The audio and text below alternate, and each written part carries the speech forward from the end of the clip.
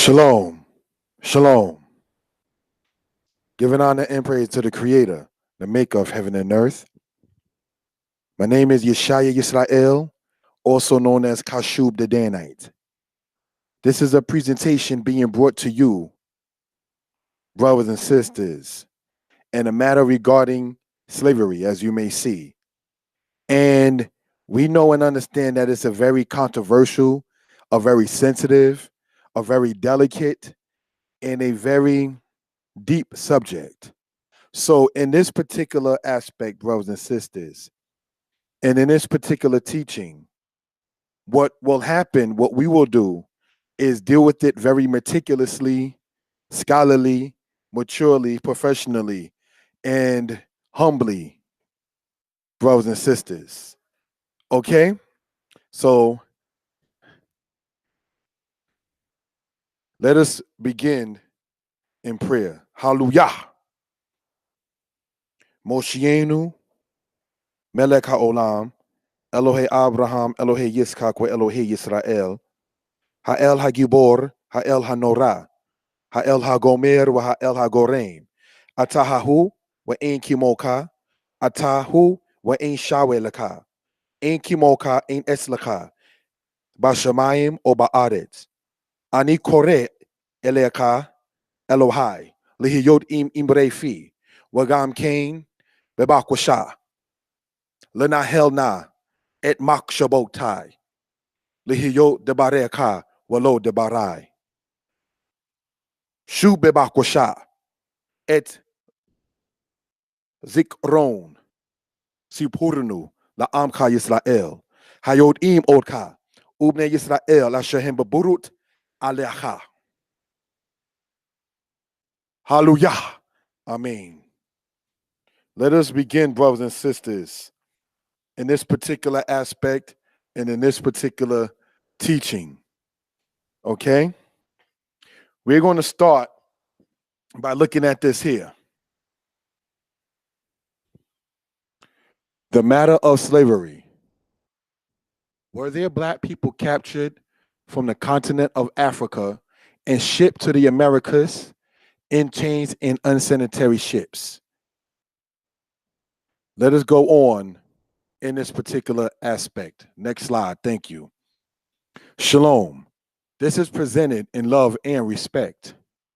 Shalom. Giving honor and praise to the Most High. This is presented in love and respect in honor of our people who are deemed by the byword black in regards to whether or not such a thing as the Atlantic slave trade did occur. Many scholars such as Ishaka Musa Barashango, Ivan Sertima, and Hugh Thomas, all three who are now deceased, spoke of the Atlantic slave trade in great detail in their writings. You can look this up in their works online. There are some, however, who say that there was no Atlantic slave trade and that we black people, quote unquote, are the Indians that are indigenous to the Americas.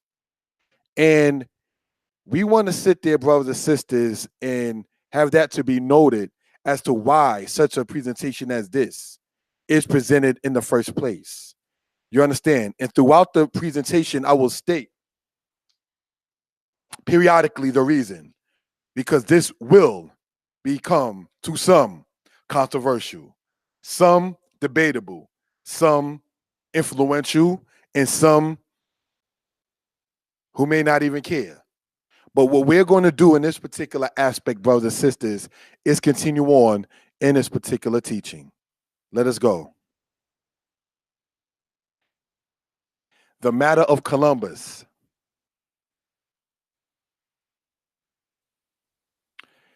One thing we want to set the record straight on is that Christopher Columbus never went to the land north of the Florida Keys. He landed only in lands currently called San Salvador, Bahamas, Jamaica, Hispaniola, as well as places in current Central America and South America. Columbus, according to many scholars, set sail the same week the Moors were ousted from Spain by Queen Isabella and King Ferdinand in 1492.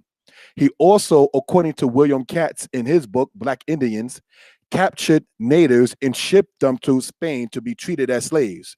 Columbus died in 1506. Okay, so this is something, brothers and sisters, we want to point out for evidence purpose. And if you begin to look and see, you'll begin to see brothers and sisters sources cited already, such as William Catt's book. I mentioned in the previous slide about Ivan Sertima. So we already see that we're not coming, brothers and sisters, with the aspect of a meme.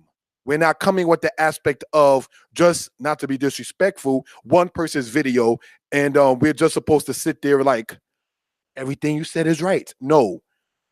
There are people who may listen to even myself teach and say they disagree with this or they disagree with that. You understand? But if you notice, brothers and sisters, in the teaching, I don't sit there, and not that I'm perfect, I don't sit there and drop F-bombs if somebody disagrees with me.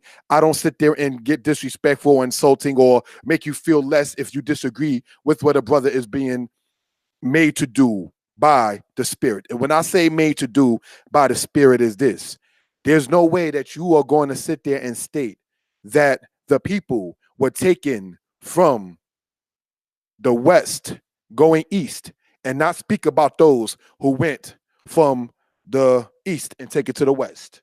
All right, we are going to cite all kinds of scholars, black ones, white ones, and so forth and so on, male ones, female ones, about accounts that they have sat there and spoke of.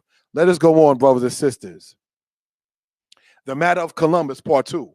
Christopher Columbus, prior to his death, having had made 4 trips, one in 1492, 1493, 1498, and 1502, is known according to many historians as a murderer and a plunderer of one's wealth, and many natives' limbs cut off if they did not have a certain quota filled of gold.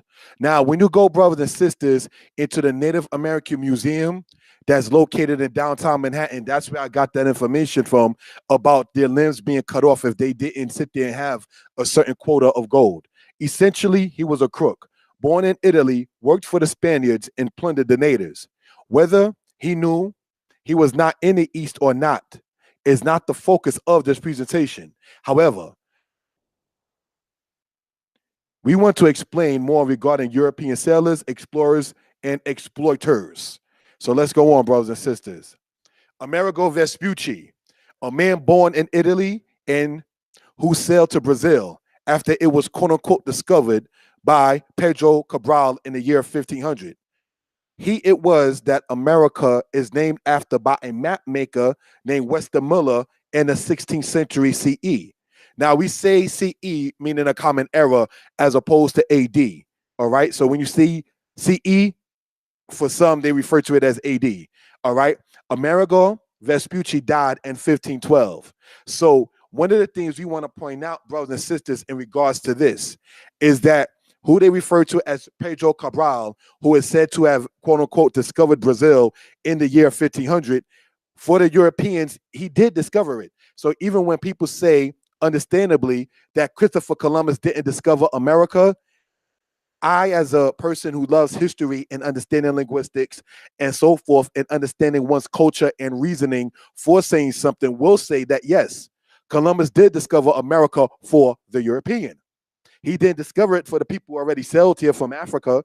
He didn't discover it for the people already sailed here from, and I'm going to go there, the era of King Solomon. You understand? The Phoenician people have artifacts that was found over here in the Western Hemisphere. So these are things that we're not just coming off the top of our head. You understand? So yes, brothers and sisters, they did discover, but they discovered it for a particular purpose, for their own people, for their own imperialistic ideas. So let's move on. Understand the reason why somebody is saying something. Amerigo Vespucci, part 2. Since the men were worn out from having been nearly a sea at year, and the ships becoming dangerously unseaworthy, the crew cried out that they wished to return to Castile. Castile is in Spain. Therefore, we agreed to seize shiploads of the inhabitants as slaves and to load the ships with them and turn towards Spain. The people were without clothing, timid and ignorant, and we did whatever we wished to them. Now, What I just cited came from Amerigo Vespucci Pilot Major. That is an article that's written by Frederick J. Poole. So I'm citing the sources in which I'm getting my information from. And right there, it cannot be denied from a source that there were ships taking natives to Castile, which is in Spain, going from what we call the Western Hemisphere of today, going, brothers and sisters, east. All right, let's go on in this particular teaching. Vasco da Gama. He was a Portuguese sailor who went to India by way of sea. Born in 1460, he died in 1524. He essentially helped Portugal have imperialism in the world by going to India in the late 1490s. All right, so this is something, again, brothers and sisters, that we want to point out for edification purposes and reasoning. All right, let's go on. Next slide. Henry Hudson. He was an explorer for the English. In 1609, he sails in the area between New York and New Jersey, today called the Hudson River. New York was named such in 1664 by the permission of Charles II of England in honor of his brother, Duke of York. New Jersey was named such in the 17th century CE by James, Duke of York, and later passed down to John Berkeley and George Carteret. So these names, brothers and sisters, in your own time, you can look up state of New Jersey history in John Berkeley, and you'll begin to see the information in this particular aspect. Let's go on, brothers and sisters, if we will, to the next slide. Francisco Pizarro. He was born in Spain and worked for Spain. He led an expedition that was against the people of the Inca people. The Inca people lived in Peru. Pizarro was killed in 1541 by his own company. All right, so Francisco Pizarro, as stated, is a person that was killed, brothers and sisters, within what you call the 16th century CE. And he was the one that led the expedition against the people in Peru that was known as the Inca. All right, so we want to go on for the next aspect in the next slide. Sir Francis Drake. He was born in the 1540s and passed away in 1596. He was an Englishman who was noted as a sea captain and a slave trader. This gets into the subject matter of the presentation that we want to share for edification purposes. All right, so brothers and sisters, what we're going to do from this point on, after we already explained a list from England, Portugal, Spain, and even Italy, because Christopher Columbus was truly an Italian, all right, about different European nations led by one man, be it Christopher Columbus, Pizarro, Vasco da Gama, Amerigo Vespucci, Sir Francis Drake, and so forth and so on. We're going to sit there now, go into the crux of this presentation. Thus is the intro. Next slide. The matter of the slave trade. Balboa in 1513 had 30 blacks with him when he discovered what is now the Pacific Ocean. Cortez, when he went to conquer what is now Mexico, he had 300 blacks with him. Alvarado in the 16th century, when he went to Ecuador, had blacks with him. Blacks, since the time of Henry the Navigator, which dates to the 15th century CE, had been shipped to Portugal and to Spain as slaves. All right, so we want to sit there and point this out for reason and purposes. Now, what a person can do, brothers and sisters, is look up Balboa in 1513, look up Alvarado in the 1500s, and begin to see if you can sit there and cross-reference and check the information out for the validity of such. Let's go on to the next slide. The matter of the slave trade, part 2. Vasquez alone in 1526 brought black people as slaves to what is now the Carolinas. The matter of 1619 is that they were brought from Brazil, black shipped to Brazil as slaves since 1538 by the Dutch. Dutch and Portugal fought over the control of Brazil in the 16th century into the 17th century. George Yardley and others had blacks as slaves in what is now Virginia and other places before the era of Anthony Johnson. This matter was discussed on a video and will be placed in the description of this video.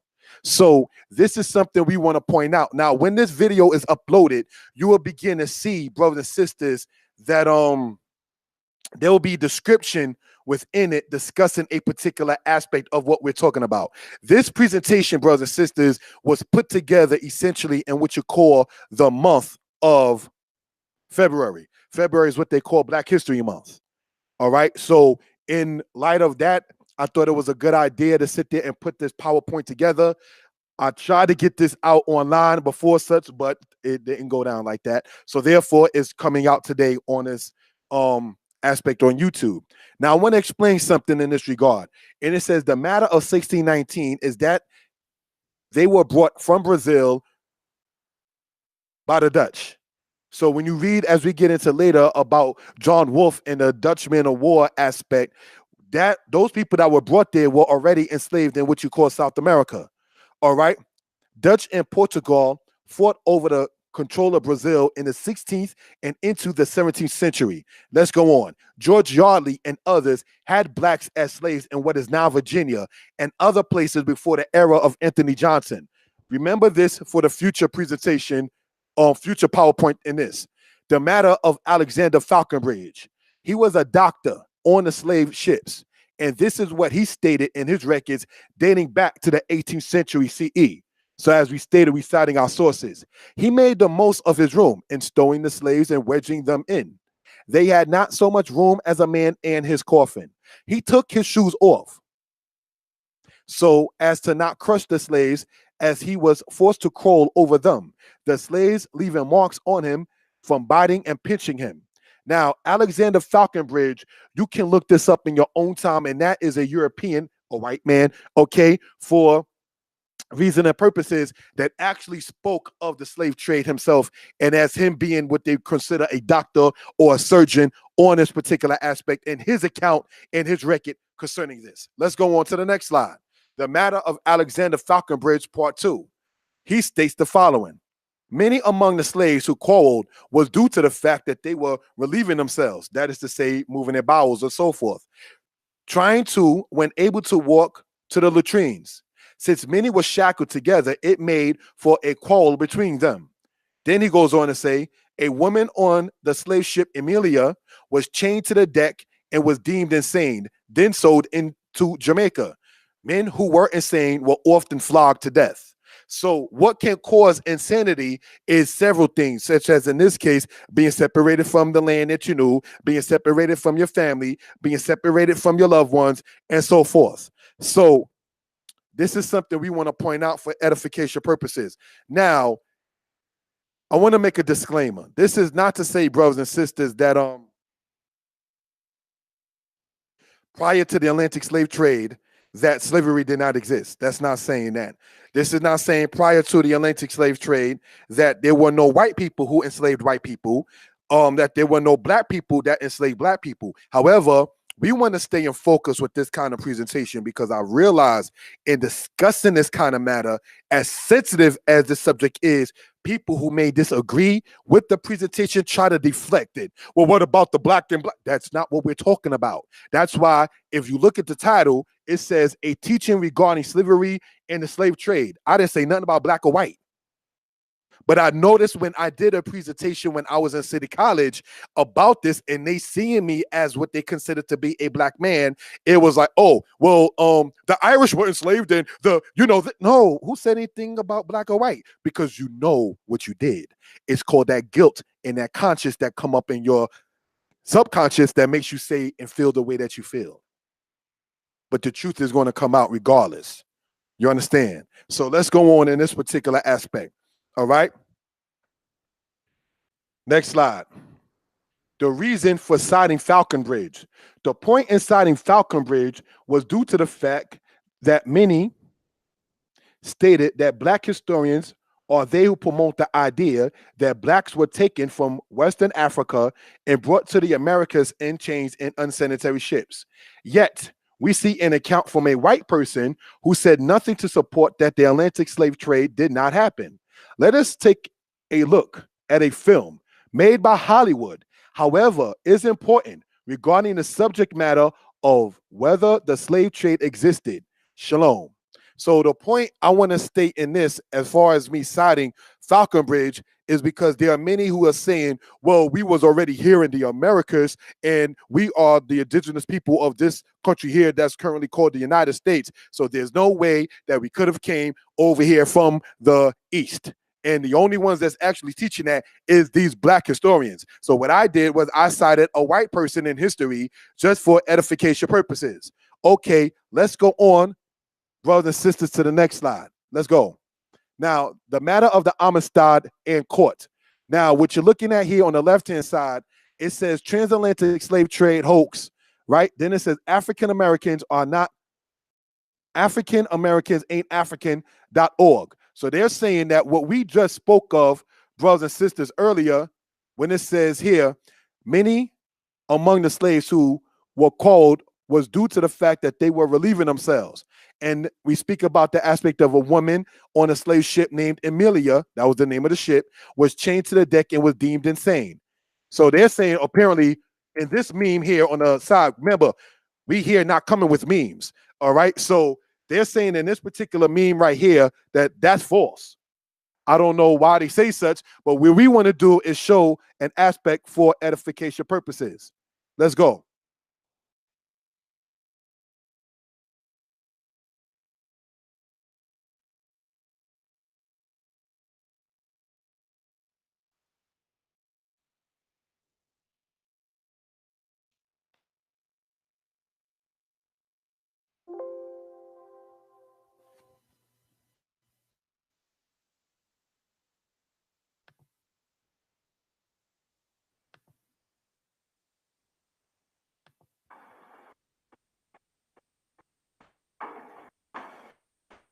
Thank you, sir. Ici.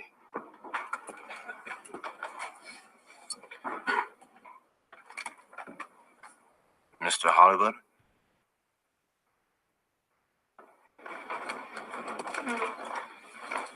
It's quite a tale. Intrigue, abduction, courage in the face of unspeakable suffering, and all true. All right. Now tell me if this is true. Certain tribes in Africa for hundreds of years, thousands perhaps, have owned slaves. Translate. Tekenya botulona. Uyatahu. Nahi tukroa wakbo hadwanga hula Danyaahla. Oh. Yes. And under what circumstances might one become a slave, say among the Mende of which you claim to belong? Translate. Boawe tawuti andu omende bla lotiya. Koi. May. Was. Debts. Oh, I see. And how many men are indebted to you? I don't think you do see. Excuse me? Your Honor, Mr. Hollywood is Who's trying asking to you do this. No, the Mende word for slave is closer in meaning to worker than what you're trying Do to these say. workers own the land they work on? Do they receive wages?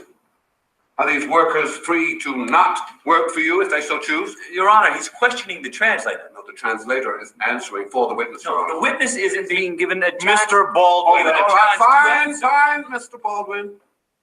Slavery, indentured servitude, whatever they want to call it. I don't mind. The concept is the same. Now, he is familiar with the concept. After all, when you come down to it, I mean, it's all about money, isn't it? It's slaves, production, money. I mean, that's the idea of it, whether it's here or there. I'm confused. Do your people routinely slaughter their slaves in the manner that you just so vividly described to us? Of course they don't. What would be the point of that? I mean, killing your own slaves is rather like burning down your own house or hut, isn't it? How do you explain that paradox? I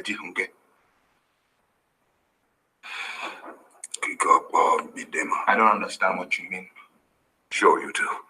As does everyone here. The behavior you attribute to your tormentors, your victims, to be more precise, and therefore every other aspect of your testimony makes no sense. Not even to you. But thank you for it.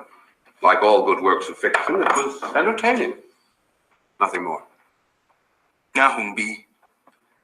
BCA. Brothers and sisters, I wanted to sit there and state this. Now, what you just heard came from the movie that was made back in the 1990s, all right, called Amistad. It was made by Steven Spielberg. Now, let's take note on what we heard. The guy who was the lawyer or the attorney against the people who are black, right, stated what? All good works of fiction. It was entertaining.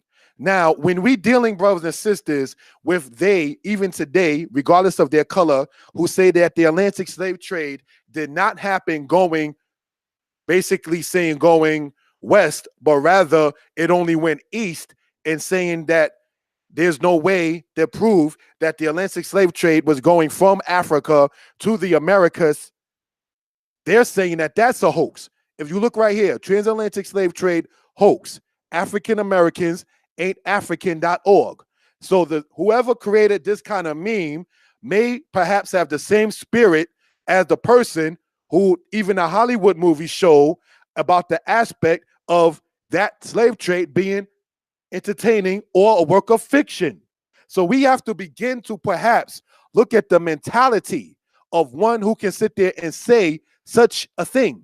The point, brothers and sisters, is that there is no way, shape, form, or fashion that one can actually try to say that that is a work of fiction when we already, brothers and sisters, for edification purposes, already show evidence of that to the contrary. So, brothers and sisters, the point in this, showing the aspect of what happened and stating in that movie Amistad about the lawyer who was against the people from Africa, he stated what? Thank you for that. But like all good works of fiction, entertaining. So apparently, whoever made this meme must think that that is a work of fiction as well, because they're saying that transatlantic slave trade hoax. That was the point in me showing this for edification purposes. Let's go on, if we will, to the next slide. All right. The matter of the asiento. After watching thousands of Indians dying, others burnt alive, Las Casas returned to Spain, determined to save the surviving.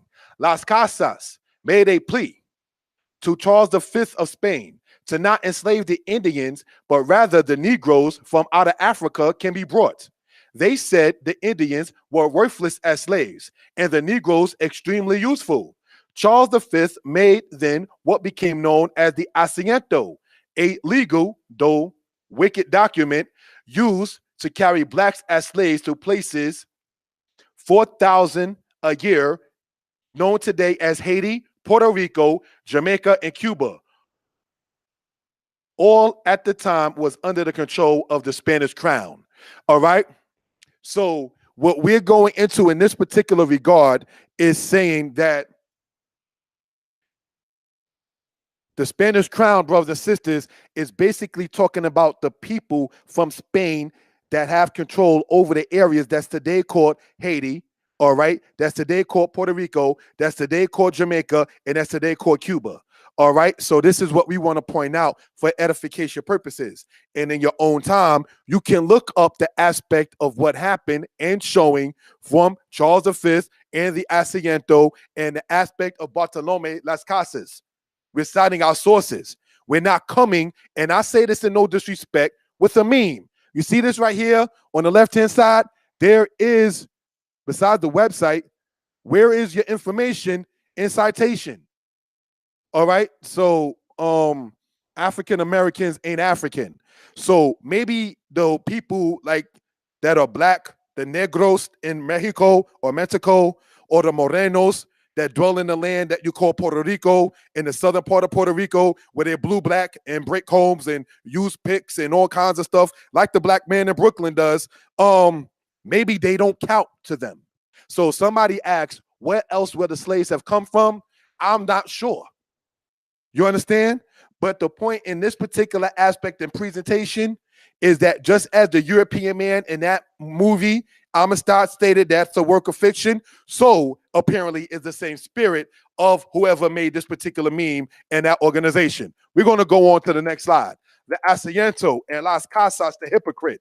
As early as 1540, 10,000 Negroes were being imported into the West Indies. By the end of the 16th century, a set amount of 900,000 had been shipped to the West Indies alone, not counting those sent to Mexico and South America. He, Las Casas, saw that the Indians were not left in peace, but were exterminated so the space can be used to enslave Negroes. All right, so when you read about Bartolome Las Casas and the aspect of what happened, brothers and sisters, in the 16th century CE, and King Charles V of Spain, and what happened with the asiento, and so forth and so on, you will begin to see, know, and understand what this is talking about in regards to the slave trade going to what we call the West Indies, which, if you're saying African Americans ain't African, what about the black people that were shipped to the West Indies? Do they count? Do they mean anything? Let's go on, brothers and sisters, to the next slide. The asiento and the college reference matter. Spanish colonists confronted an acute need to have laborers/slaves. Using the asiento, both Spain and Portugal, both countries, traded in blacks as slaves in Spanish America. Portugal, using the ship Buen Jesus, had blacks brought from Angola to Veracruz in 1596. Between 1601 and 1640, up to 70,000 blacks as slaves were brought to Veracruz. Charles IV of Spain, Philip IV of Spain, was told that there were 80,000 blacks as slaves in Mexico.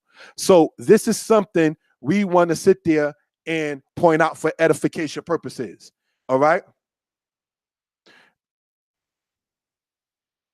Let's go on, if we will, brothers and sisters, for reason and purposes, all right? It says here, brothers and sisters, Spanish colonists confronted an acute need to have laborers/slaves. Using the asiento, now the point in citing that part is because the asiento was made by Charles V of Spain by the suggestion of Bartolome Las Casas, all right? Using the asiento, both Spain and Portugal, both countries traded in blacks as slaves in Spanish America. While what you're looking at, brothers and sisters, in this particular on map right here showing the Western Hemisphere, the colored part in the tan, that's where Spanish America was. Throughout was called South America, throughout was called Central America, and a great part of what's now called the United States. All right. So when you had the situation that happened in 1803 and then 1804, in which the aspect when Thomas Jefferson got land going west, and then you later on in 1848, when they had the Spanish-American War, in which they acquired Texas and so forth and so on, the United States under the English, that's to say the descendants of the British, wound up having more land in what we call the United States. Prior to that, however, is what this map here is showing. All right? The way a brother teaches, one must cite sources. One must cite reasoning, and one must be able to use a pen and pad. All right? So this is what we want to get into for reasoning purposes, brothers and sisters. Now, looking at the map there that they show of North America carefully, right? You will begin to see that Florida, which is a Spanish word, by the way, is there. Florida was owned by the Spanish. All right. And we're going to sit there and touch upon that in this particular aspect. Let's go on to the next slide. Thank you. The matter of the Portuguese in part. Portugal chose New York to continue the trade of blacks as slaves for the Cuban market. A ship named the Advanced left New York in 1852 for Africa for blacks as slaves. In 1848, a steamship was used in the Brazilian slave trade by Thomas da Costa Ramos, had a ship Teresa from Angola with over 1,000 blacks as slaves in a cramped space. So the point, brothers and sisters, is this. If you can look up these years, these names, these places, and see where a brother gets the information from, all right? So this is something we want to sit there and point out for edification purposes, brothers and sisters. Let's go on, if we will, to the next slide. The matter with John Hawkins in part. John Hawkins was an English slaver, that is to say a trader in slaves, who was supported by the Queen of England in voyages. He made 3 voyages, 1562, 1564, and 1567. He recaptured blacks as slaves from the Portuguese ship Lancados, as well as from the Cachio River in Guinea. Now, if I mispronounce something, I apologize. John Hawkins, as well as Sir Francis Drake, in the 16th century, went into Africa to get captives and to bring blacks as slaves to Venezuela and other places. What is the point in going into that? John Hawkins didn't bring, correct me if I'm wrong, black people as slaves to what you call currently North Carolina, Virginia, Georgia, Alabama, but he brought them to places such as Mexico, such as Venezuela. Venezuela, brothers and sisters, is in South America. There are thousands of people of color within that particular country. So when we are reading, as some may say, African Americans ain't African, as if to say that the slave trade could have never or would have never went west. What about the people that's spoken of in Venezuela? We got to sit there and give an account for that. We got to give an account for the black people in today's Dominican Republic. We got to give an account for the Morenos or the Negros in the country called Mexico or Mexico. There are hundreds of black people, like my complexion and darker, in what you call current day Puerto Rico in the southern part of the island. So we have to give brothers and sisters an account of how that particular thing happened if we care to. And in the West Indies and in Spanish America, if you will, in Central America, correct me if I'm wrong, they don't do what some black people in North America, United States is doing. Oh, the slave trade never happened. They teach their children about that history. Correct me if I'm wrong. You understand? That is born of a concept of the black American Negro because for whatever their own reasoning is. All right? So let's go on, if we will. You can look these up in references. All right? Next slide. The matter of the Moors. In the year 1492, the Moors were kicked out of Spain, though they were there in Spain as late as 1610. In the year 1591, they assisted in capturing blacks as slaves and having them blacks shipped to places in the West Indies. The term Moor has been said to mean 1, navigator, 2, black, from the term more, meaning black. All right, so this is something we want to point out for edification purposes. Interesting, because when you look up the word Moor inside of a Hebrew dictionary, it will tell you the word menahel oneya, which means a driver of a ship. So it's a navigator. All right, so this is just something we want to point out in that particular regard. Next slide. Other matters regarding slavery and the black man. As a result of the sugar factories, there are so many Negroes in the island of Hispaniola that it resembles Ethiopia itself. That was said by a guy named Gonzalo Oviedo in the 16th century. Here, the chief urgency is Negroes. We pray license for each citizen to bring over male and female slaves free for all duty. Attorneys of the city of Santiago in Cuba. All right, so looking at this PowerPoint right here very carefully, right? It says, as a result of the sugar factories, there are so many Negroes in the island of Hispaniola that it resembles Ethiopia itself.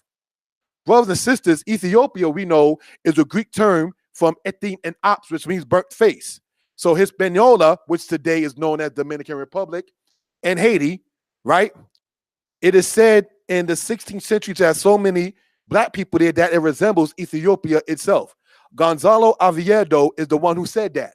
Now, here's another statement. This is made by the attorneys of the cities of Santiago and Cuba. Here, the chief urgency is Negroes. We pray license for each citizen to bring over male and female slaves free for all duty. These citations come from a book written by a guy named Eric Williams. I'm going to type that into the chat. Eric Williams, all right? He was the prime minister of Trinidad and Tobago in the 1970s. We're not playing games, brothers and sisters, as far as our citations are concerning. We're not joking around. This is not an LOL matter.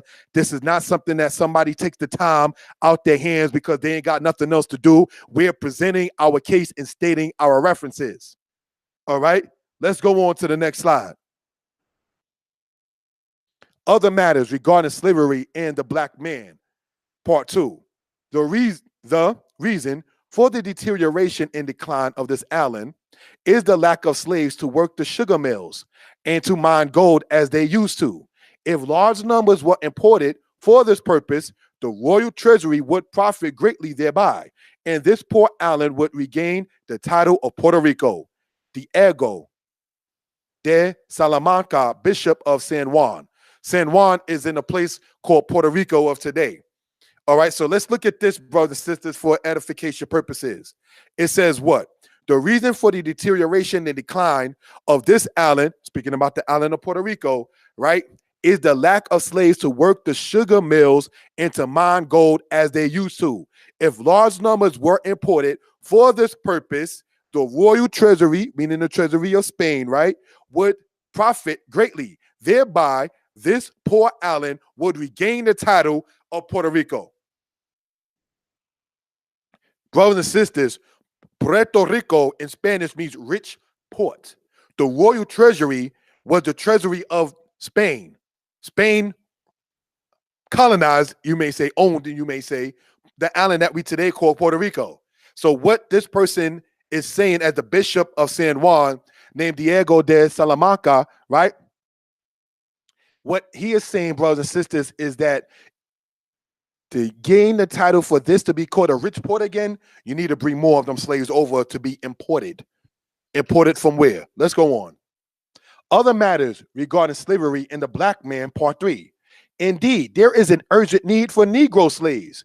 Ships sail from these islands for Seville to purchase. Seville is in Spain. Clothes and other merchandise. By virtue of the said by virtue of the said ransom, let ships go there and bring away as many male and female Negroes as possible, newly imported in between the ages of 15 to 18 to 20 years. They will be made to adopt our customs. This is said, brothers and sisters, by Alonso Zuazo, judge of Hispaniola in the 16th century CE. All right, or before the 1619 date. That becomes important as we go along for edification purposes. All right. The reason and intermission. One point we care to make is that we are not saying that there were no black people in the Western Hemisphere prior to the Atlantic slave trade going west. We are not saying that the Atlantic slave trade did not go east. This is our disclaimer. However, we are saying that the bulk of the blacks in the Western Hemisphere are descended from them who were shipped in slave ships. So this is something we want to point out for a reason and purposes. Fatality. Finish it. Let's go. 1, if the Atlantic slave trade didn't go west and we blacks are the true people of this land here, indigenous in the West, what is A, our language? Pardon me, A, our culture, B, our language. What I'm asking in that is this. If we are the original people of this Western Hemisphere and we did not descend from them that were captured, kidnapped, and assaulted and stolen from Western Africa, then what is our culture and our language? In order to answer that, one must know what his or her people are. Without addressing the question with an answer, I was given responses such as one having a Cherokee in his family. I do too have Cherokee in my family. That does not negate the fact, brothers and sisters, that my immediate ancestors did come from the East in ships as captives. Let's go on. The same questions asked to them who speak of the slave trade going west are not answered by them who said the Atlantic slave trade, as told in history books, is told in reverse. There is a concept and a doctrine and a philosophy going around now saying that the Atlantic slave trade in history books, in colleges, in textbooks, and in schools is a lie, and that the Atlantic slave trade is truly told in reverse. But brothers and sisters, as we already made And our disclaimer, we're not saying, if you read this here, the reason and intermission carefully, we're not saying that the Atlantic slave trade did not go east. We're just presenting evidence that it went west also and mainly. All right, so this is something we want to talk about. Let's go on. The same questions asked to them who speak of the slave trade going west, we're reading it again for a reason, are not answered by them who said the Atlantic slave trade, as told in history books, is told in reverse. And here's the questions. Where are the ships? Question 1. Did the ships have motors? Question 2. See, these are questions that people such as myself are asked. Like, well, where are the slave ships? How can they fit that many people on there if there was no motors? But yet, some of them same people are they who say that the Atlantic slave trade is told in reverse. So it didn't go west, it only went east. So my question, throwing the ball back in your court, is did those ships have motors, and where are those ships? Let's go on, Yisrael. Israelite state, essentially, that to escape Greek and Roman persecution, as Rudolf Windsor did in his book, Babylon and Timbuktu, many fled to places in Africa and later were kidnapped / sold to / by Europeans and shipped to the Western Hemisphere. Not all black people believe the story as presented by the Israelites. Okay, not all black people, pardon me, it said the Israelites state that our people's true language is Hebrew. Not all black people believe that. So see what I'm saying is this. The Israelites, such as myself, are saying that our true culture is the Torah. Our true language is Hebrew. But all of our people don't accept that Hebrew is our language and Torah is our culture. An answer is given, it's just not always accepted. What I am asking is, what is the answer to the question I have?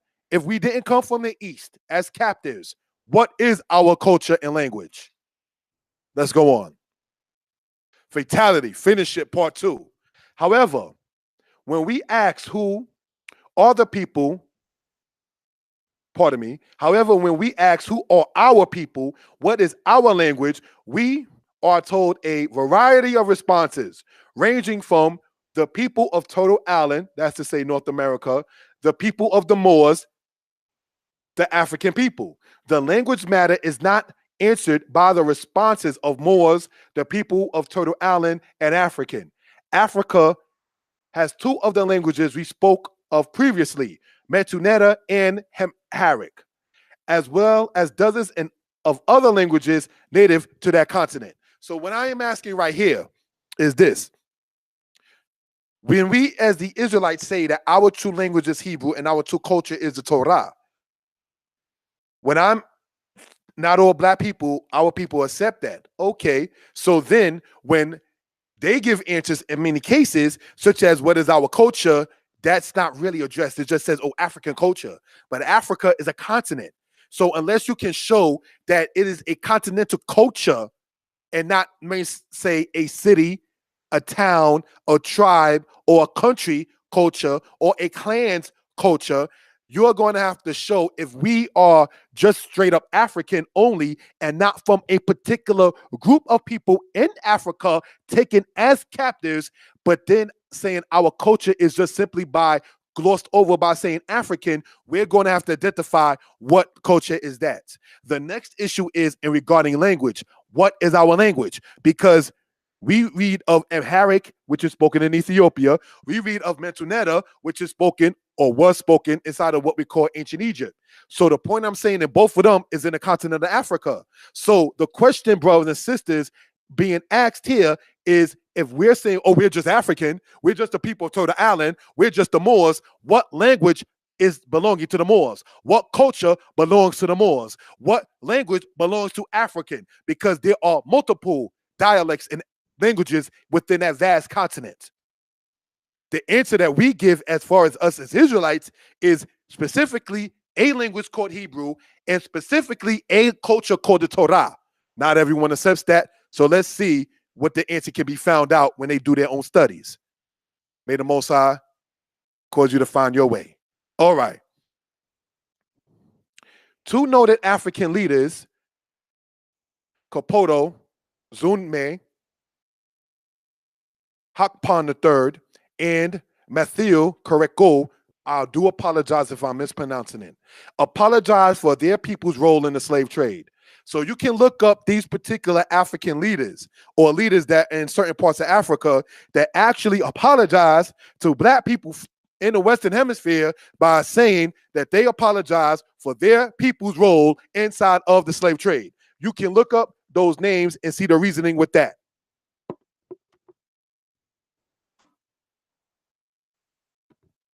So here we have earlier Alexander Falconbridge, a European man, stating that the slave trade did happen. We've shown evidence citing Eric Williams' book, who was, may he rest in peace now, the Prime Minister of Trinidad and Tobago back in the 70s. He wrote a book called Documents of West Indian History. And he spoke about the Spanish, speaking to the Spanish crown about having black people, negros, if you will, brought from Africa as slaves. All right. And they try to appeal to them. This is for the royal treasury. You know, that kind of thing. Then you have it to where there are two noted African leaders. If I mispronounce their names, I do apologize. But they're typed there within the PowerPoint, and you can see and look them up and see if they were noted for apologizing to black people in the Western Hemisphere for their people's role in the slave trade. Are we to deny the slave trade going west after that? You got a lot of people coming out of the continent of Africa who talk about it. You got people documented in history talking about it, but yet there's some coming with a meme that's up there saying, oh, African Americans ain't African. There's a theory I have as to why some people promote that, but I'm not going to throw a theory out there. We just want to come with facts and references, not theories and ideas. Next slide. Fatality. Finished on part 3. The teaching that the Atlantic slave trade is told in reverse does not satisfy the answer to how you have Akapong, certainly from the Akan people in Jamaica. How can it be said that they were Yoruba people in South Carolina? Now, let's understand something, the island of Jamaica, right? Akapong is a place in what they call St. Elizabeth. St. Elizabeth is one of the 14 parishes in Jamaica, all right? They have a festival there in regards to the maroon leaders that we're going to get into as we go along. Or we citing our sources. We're not coming light-handed on this, all right? How can it be said that they were Yoruba people in South Carolina? It is my sincere attempt to not present as if black people were not in any part of the Western Hemisphere before the first slave ship going west, holding captives in 1518. There are indigenous black people in Malaysia, which is in East Asia. It is the attempt of many to essentially say that the Atlantic slave trade going west did not happen and that people were shipped from the west to east. Yet it seems that many never attempted to reach out to their extended family in the east or show reasoning where they in the east are saying that their ancestors came from the west. What's going on right here, brothers and sisters, in this particular part is this. The people who are saying, teaching, promoting, basically that the Atlantic slave trade is a hoax of it going west, and that the Atlantic slave trade is told in reverse, and that it really went going east. My comment on the left-hand side of this PowerPoint is this. Where are their descendants today? You see how you got black people in the west here saying that we come from the Ashanti, we come from the Congo. I don't agree with it, but there's some who want to go that route. I took the DNA test and we come from the mighty people of the Fulani. There are people who out there taking tests like that, DNA tests, and being told that they come from even different parts of Western Africa. My question is this. Where are the descendants of the people that were shipped east? If you're saying that the Atlantic slave trade, as told in history books today, is told in reverse, then you may want to find out where are the descendants of the Atlantic slave trade that went east. Because many of us here in the West are saying that the Atlantic slave trade going west, we are their descendants. So where are the descendants of those that you're talking about? I'm speaking in general when you said that it only went east. Where are those people there saying that their true land is in what you call America of today? True land is in what you call South America of today. Their true land is what they call Central America of today. There is a debate among black people. Let's just even only take the United States. We come from the land of Israel. Oh, y'all bugging. We really come from Kemet. Oh, y'all all bugging. We the mighty Nagast. We the kings of Kush. So you got a debate even within just taking the United States of black people. One group saying the land of Israel. One group saying Egypt or Kemet. You got another group saying Kush or Ethiopia. So you see, even within that, you got us arguing over here in the West about lands over in the East. Where are the people in the East arguing of saying that their lands are truly in the West? Come on now. We coming with reasoning and scholarship in the house of Yisrael. Now, we don't teach here, brothers and sisters, that we are the true people of the Egyptians. I'm just using that, or the true people of Ethiopia. We cite a European reference that said that the Israelites look like Ethiopians for edification purposes. But at the same token, what we're saying, Israel, people, brothers, sisters, black man, so-called Hispanics as well. What we're presenting, brothers and sisters, is this. When you're looking at this particular aspect, there are black people in Malaysia. There are black people in China. All right?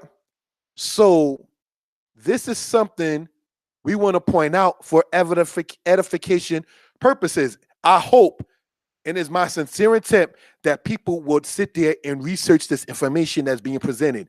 Names, dates, times, and places. All right? Never will I cease from this subject. I will remain on said matter for edification purposes and reasoning. The identity and roots of our people will not be shortchanged, and no one online, Facebook, YouTube, and published works says nothing. I thank the Creator for having published books and will do more concerning this subject. We Israelites are told regarding Amalek, you shall not forget. Don't sell your history and place on this earth short. Don't accept a gift, a bribe, because it turns the heart of the righteous and perverts justice. Don't accept their treaties for sovereignty and verbally neglect the oppression of your people. We got laws, Yisrael, shalom, in the language. So I just wanted that to be shown and noted for edification purposes, brothers and sisters. Let's go on to the next slide. The matter of South America in part.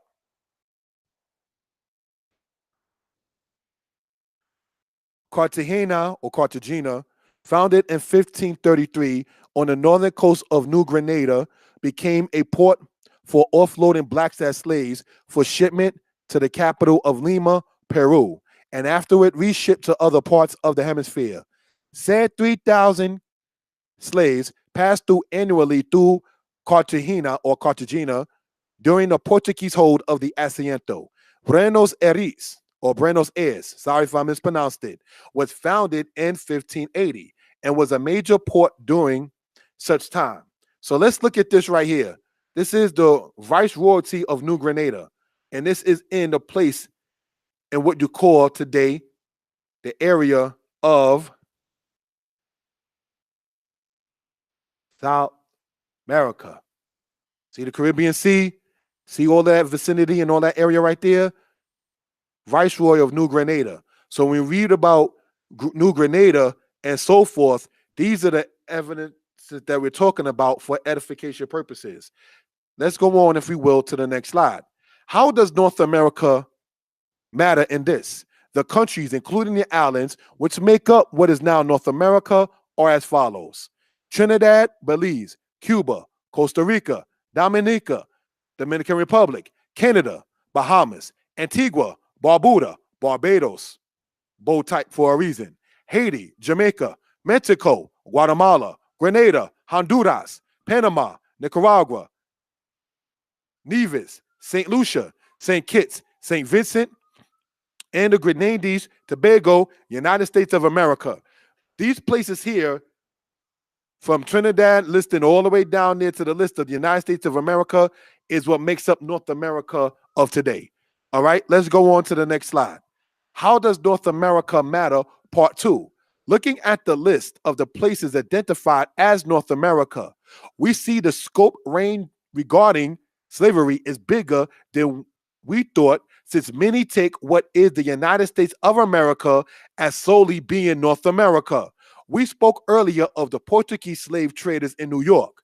New York was a slave state until 1826. Some sources say 1827. So I put both dates there, all right? Because when I researched the information, I seen it saying both dates. The Dutch, then the colonists, then the United States had it as a slaveholding place. We're talking about New York. First the Dutch, then the colonists, then the people of the United States. Let's go on. How does North America matter? Part 3. In the 1630s, many slave ships were captured by the Dutch, which belonged to the Portuguese. The Dutch in Manhattan had a slave trading post in 1613. The Dutch in Venezuela and St. Thomas in the 1630s had slave ports. Jonas Michilus, sorry if I mispronounced it, of New Amsterdam, which is today called New York, stated the slaves were thievish, lazy, and useless trash. So this is something we want to point out for edification purposes. How does North America matter? Part 4. A Dane man named Johan de Willem, having received a license to operate as a slave trader in the West Indies, Brazil, Virginia, and Guinea, which by the 17th century seemed to have been one slave fortress. In 1619, the blacks as slaves brought to John Wolfe were brought to him by a Dutch man of war. We spoke earlier of the matter regarding the trade in North America by the European nations of Spain and Portugal. Let's go on to the next slide. The reason. Due to the recent attacks against blacks as slaves in what is now referred to as the United States, we wanted to show that the United States was a baby in comparison to places like Brazil, Barbados, and other places regarding slavery and the slave trade. To separate, let's go in now, to separate the black man in the United States from the black man in the Caribbean is a work of Willie Lynch. Though Willie Lynch may not, like Jim Crow, have been a living person, the concept of each is practiced and thus gives life to the doctrine, be it Jim Crow or Willie Lynch.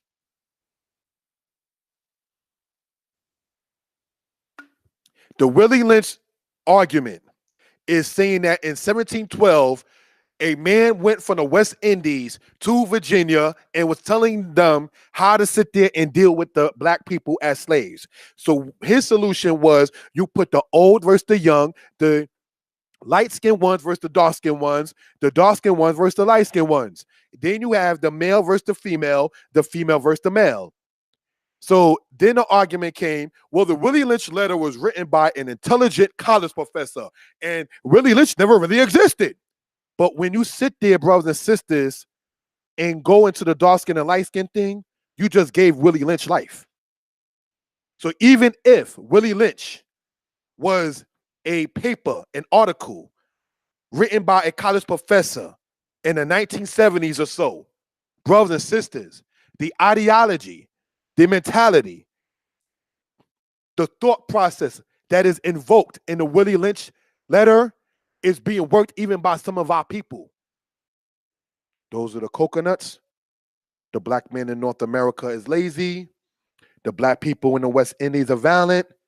Brothers and sisters, when Marcus Garvey came from Jamaica and came to what's now called the United States, and he created an organization and so forth and so on, white people were telling black people from the West Indies, don't trust those black Americans. Those guys are lazy. Y'all guys are hard workers, and y'all can have your own government. These niggers that you see over here in North America, they're still under our thumb. The white man couldn't handle y'all niggers in Jamaica, so they went back to England. That's what they was telling black people in the West Indies during the era of Marcus Garvey. Get your history up. You understand? And then they told black people from North America or in North America, don't you trust those black people in the Caribbean because they witches, They're sex mad, they're violent, and they're crazy. They're part of the Maroons, and they then define Maroons as morons. You understand? So these are things that was actually going on when you had a great unity base between many people in the West Indies and many people in what you call the United States, all being of color, brothers and sisters. And it's the same thing that's being done when you sit there and promote the concept by saying, quote unquote, African Americans ain't African, as if our people in Jamaica, Nevis, Trinidad, Dominica don't matter. You understand? Because when you say African American and talk about what you refer to as Turtle Island, you're not talking about the black man in Panama and Colón or what they call Rainbow City. You're not thinking about them in Brazil that live in places such as Colombia of today. You're not thinking about them. And I know because I conversed on the subject. Well, brother, you're talking about the West Indies. I'm talking about America. So you can keep this cold climate if you want, black man. For us, the house of Israel, we know our land is in the East. When you even listen to many of the reggae songs in spirit, they talk about their lands being over there in the East. You understand? You ain't getting no consciousness coming out of North America. You ain't getting no consciousness coming up out of the sugar cane. You ain't getting no consciousness coming up out of the cotton field. You get consciousness when you leave the black men alone. And what did he say? Even though it may have to be studied and researched into, the original black man is what? The Asiatic black man. Leave the black man to his own lonesome and see the concepts that he developed in his own mind, and he will come up with something such as saying, we belong to the East. We are the Asiatic black man. So even in looking at that particular aspect, who is teaching that we must have only here from the Western Hemisphere? What does the Western Hemisphere produce that anybody in the East needs? The Western Hemisphere imports. What does the Western Hemisphere bring to the world? The only thing the people who beloved the Western Hemisphere did was exploit and steal and kidnap and pillage the peoples of the East, be they from Africa or be they from Asia. This is why you speak about the guy Vasco da Gama going all the way to India. That's why Columbus, I'm trying to sit there and find where the other stuff is at. Oh, spices. Oh, I found niggas. You understand? So these are things we just want to show for edification purposes. All right? So let's go on, brothers and sisters, if we will, in this particular aspect. North Carolina and Virginia, the place where my mama and my papa come from. Let's go on, Yisrael. In 1730, there were 6,000 blacks as slaves in North Carolina, purchased in Virginia. North Carolina stated that it received the refused, refractory, and distempered Negroes. In North Carolina's government in the 18th century CE, they stated that they received the distempered and the refused, refractory Negroes that Virginia didn't want. Let's go on. Many of the captors taken to what is now North America were reshipped from the West Indies. George Washington was part of such. You know, he was the president of the United States. Also, the English in 1605 controlled Barbados, which was a place used to drop off, then reship blacks as captives. You can refer to a book called The Black Book, written by a guy named Middleton Harris. Come on, Yisrael, we come in with our sources. See, you're not going to show a meme speaking about people of color's history and legacy and just present that up there like, oh, that's what's supposed to say. No, you got to come with something better than a meme, brother or sister. You understand? So getting into this particular aspect, that book called The Black Book, the cheapest I saw it for was $40-something online. But in that book, it talks about how George Washington in the 1760s was trading black people as slaves from North America to the West Indies back and forth. And one of those guys being named Jack. All right. So getting into this particular aspect, this is where the reference comes from. A book called The Black Book, written by Middleton Harris. Let's go on to the next slide. Oh, here we go. The Irish and the Jewish people. Because, you know, in this particular subject, there was even, because you never know who's on Facebook, where they want to come and state certain things. Because just like white boys want to go in black mask, and black paint imposed as black men doing crimes, that could backfire. Because when the cops run in and shoot the black guy, then they take the markings of like, oh, it's a white guy. He was trying to portray a nigga and got shot. So the point, getting back into this particular aspect, brothers and sisters, looking at this right here, it says the Irish and the Jewish people. Because see, they come and talk about the Irish were enslaved, Jewish people were oppressed. Listen, man. Did you know that the Japanese used to put cigarette butts in Chinese people's ears and blow their brains out? Did you know that North and South Vietnam had problems and conflict? North and South Korea had problems and conflict? Did you know that the East Indian in India and Asia was oppressed by the Chinese? I want you to understand what I'm saying. Japan at one time oppressed the Chinese. At one time, the Chinese in Asia oppressed the Indians in Asia. So here's my question in this. Can I, as a black man, and I'm only using the term black for edification purposes, all right? Can I, as a black man, tell the Chinese person not to worry about what the Japanese did? You know what happened? The same thing that happened with black men when they went to the Vietnam War. Nigga, mind your business. This ain't got nothing to do with you. This is not your war. Go back home to the Bronx, to Harlem, and do your YouTube videos there and so forth. I cannot, in spirit, in comfort, tell a Chinese person that he or she should not wonder and worry and speak on the oppression that Japan has done to them. I don't have that right. The people in Rome used to oppress the people in Florence in ancient times. I cannot tell the people of Florence, don't worry about what the Romans did to you. Get over it. I would just have to be one to just mind my business. Know where you fit in at. But when you don't know your land, language, and culture, and you think we're all one, everybody's the same, you don't know when to mind your business because you don't know what business to mind. I will never tell an East Indian, don't worry about what China did to you in the 17 and 1600s. That's not my place. I will never tell brothers and sisters, a Russian, don't worry about the oppression that the Turks did to you, when the Ottomans did to you. I would never tell a Russian person that, because the Ottoman Turks at one time used to oppress Russia. I can't tell a Russian person, don't worry about that, forget it, it's in the past. Like they tell us, citing Irish and Jewish people, talking about, oh, the Irish went through things, nigga, don't worry about your past. That only works with somebody who doesn't have a strong spirit. The God that I serve, Yah, said to be strong and of good courage. So you're not going to present the Irish and the Jewish people to me and let me forget about what happened with Nat Turner. Let me forget about what happened with Solomon Northup. Let me forget what happened in the aspect of Denmark Vesey. Let me forget about what happened with the black women chained on the slave ship and raped by the white man. No, I'm not going to sit there and forget that because you want to present Irish children, white children oppressed by the British who are white. That is the Irish and a British, a white man's problem. That's not my business. My business is not to try to disseminate and try to get their problems straight. We got to first sit there and talk about our people's problems and our history. That's why the black man is laughed at. Everybody knows your history. Did you know there was an Israelite elder that found out he was an Israelite in the Korean War in the 1950s? He went to the Korean War, and that's when they told him, Negro, you are the people of the tribes of Israel. Koreans know this. Irish people know this. This is not a secret to them. They teach their children, those people that you see on the movie shooting themselves every night in menace to society, those are the real Hebrews. They know that. That's not a secret.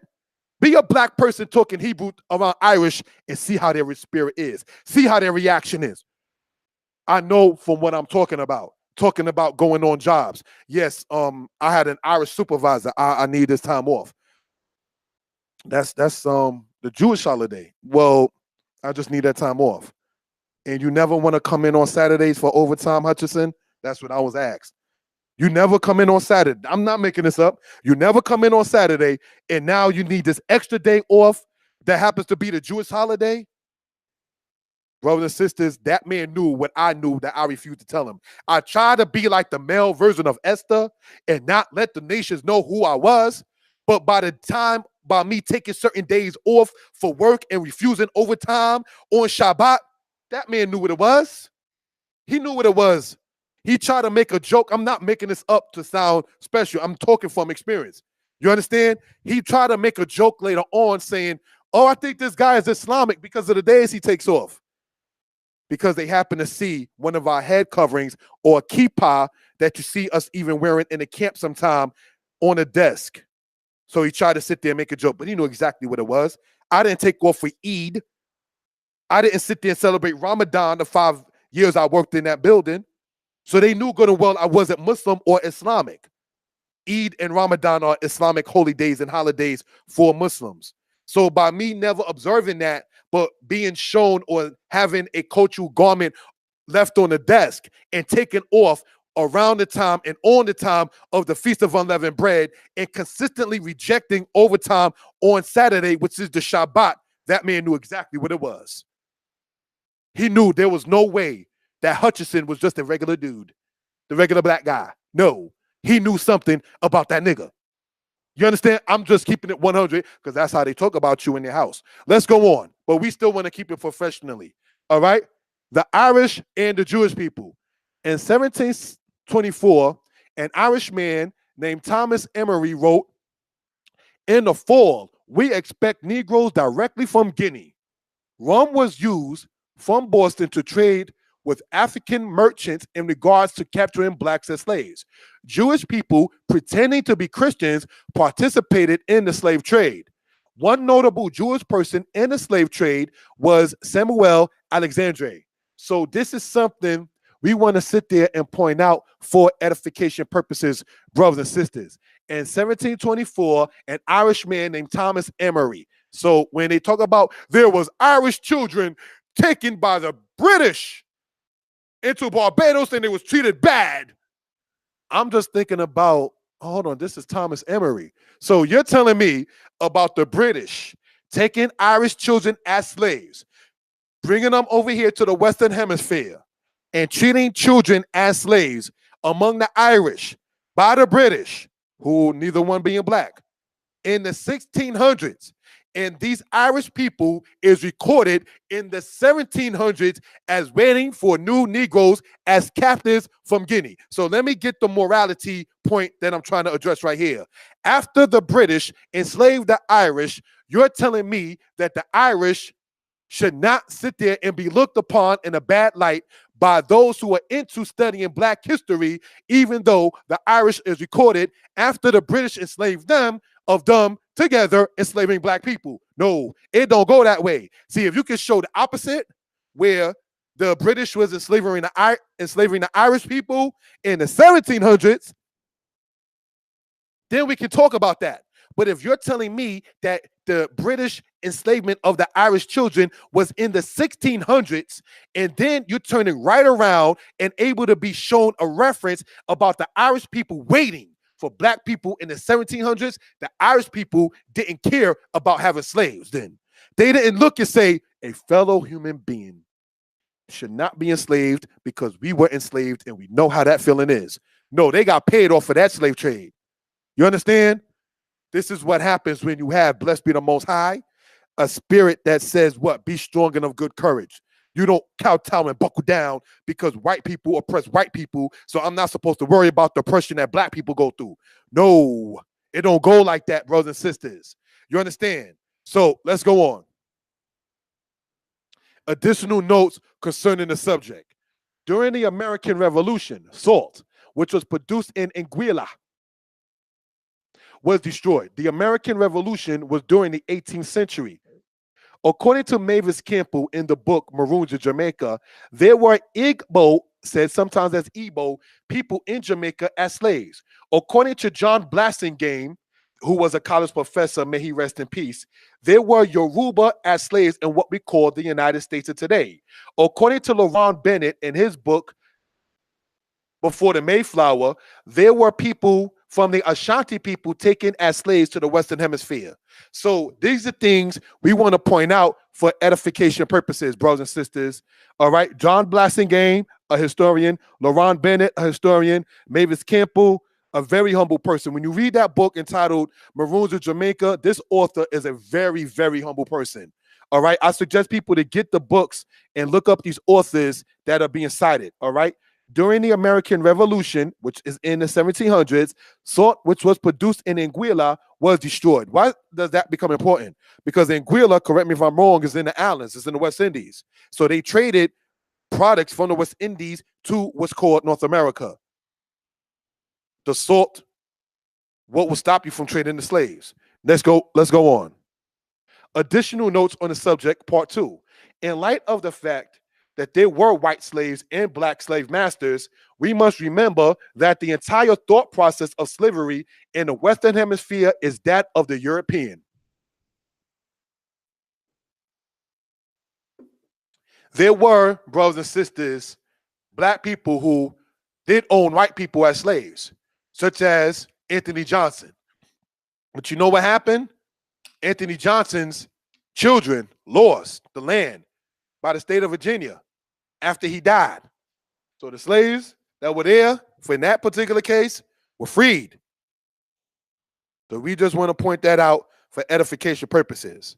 So when I sit there and cite brothers and sisters by saying that the entire thought process of slavery in the Western Hemisphere, not slavery itself, but slavery in the Western Hemisphere, like somebody in the chat said, the chattel slavery is that of the European.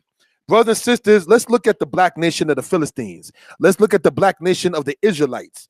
What did Goliath say to the armies of the children of Yisrael? To give the Philistines some credit. Goliath presented a case to the Israelites in the Bible. When you go in the book of 1 Samuel chapter 17, he said, bring ye out a champion, and if he slays me, we will become your slaves. And if I slay him, you will become our slaves. See, that's how black nations got slaves, by debt or war. You had to fight to get a certain aspect, or you had to steal and wind up being, like the Torah says, sold for your death. So let's understand something. Theft, not death. All right? Let's understand something. All right? If I stole something in Israelite culture, all right, that's worth $50,000, and I can't give back that $50,000, I got to work that off by becoming that person's servant. Stealing in Israelite culture means you got to show restitution, either by paying it back or by selling yourself. That's what it means when it said one is sold for their own theft. Kidnapping was frowned upon in many cultures, such as that of the Israelites, such as that in many cases in Western Africa, not all, but in many cases. All right. For instance, in the Bible, in Torah, it says, whosoever stealeth a man and holds him as a slave, mot yumat, he shall surely be put to death. You understand? So when Goliath presented his argument to the armies of Israel, and he said, bring ye out a champion, and if he killed me, we Philistines will be your slaves. And if I kill him, y'all Israelites will be our slaves. The Israelites, they didn't back down, but they also didn't step up until David stepped up. So the point I'm saying in all of that is this. Even if you listened to this presentation earlier, and when I cited the thing and showed the thing from the Amistad movie, well, how will in Africa will they become slaves? Debt. You get in debt one way by theft, war. So if you wanted to be free in certain cases, it may sound like tough love. You got to know, excuse my language, how to throw your knuckles up, how to throw your hands up. Because there are people out there who just want to take advantage of you, even in black societies, like in the situation with David and Goliath. You understand? So these are things that we just want to point out. The European thought that I'm talking about in this slide is you're going to go in there, bribe a chief, and then steal the people, and then kill the chief, because that's what happened in the slave trade. See, this is what we want to talk about for edification purposes. All right? So the black people who owned slaves that were white slaves did not own them, correct me if I'm wrong, past 2 generations. Let's go on. See the difference? In 1741, a white woman was hung because of a slave uprising in New York. In 1640, John Punch was made a permanent slave in Virginia. In 1803, in Georgia, many Igbo, said by some as Igbo, people who gained control of the ship were captured and refused to give in to the recaptors. So what's going on? Brothers and sisters, as being cited right here, all right? There were people who were captured in 1803 in Georgia from among the Igbo people, and they're from Nigeria, right? They gained control of the ship, and they refused to give in to the recaptors, meaning that when the Europeans recaptured the ship, the people on it was still not willing to just submit. In 1640, John Punch was made a permanent slave in Virginia. Why does this line here become important? Because we spoke earlier briefly about the matter with Anthony Johnson and so forth and so on. There is a European, a white guy, that made a video about black slave owners, and it's online. But the guy never talked about John Punch, because see, the whole Anthony Johnson matter, brothers and sisters, dates to the era of 1654 and 1655. You understand?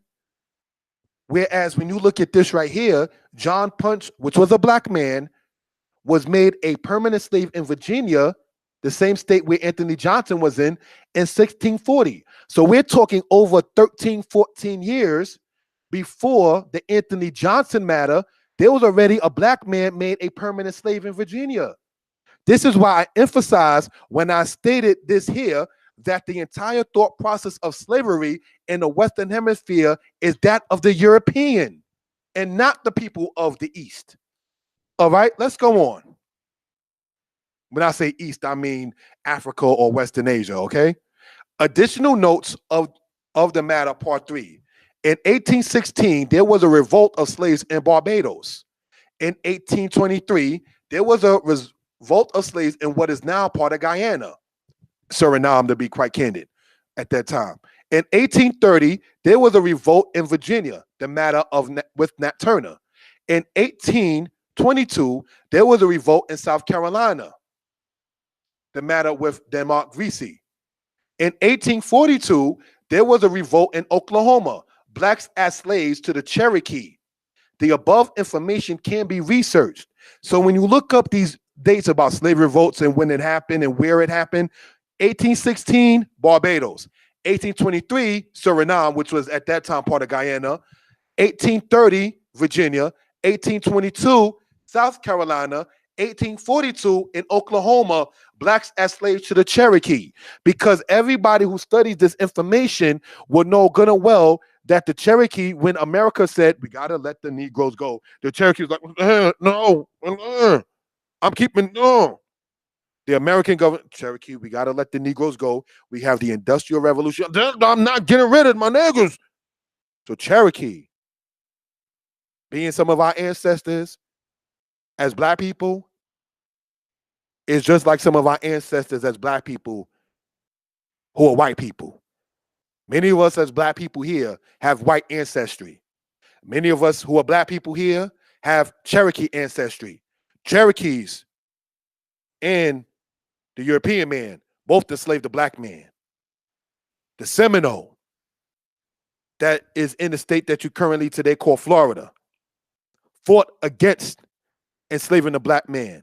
Then, decades later, told the black man to get up out of the place where the Seminoles is at. So let's go on for edification purposes. The Nat Turner matter.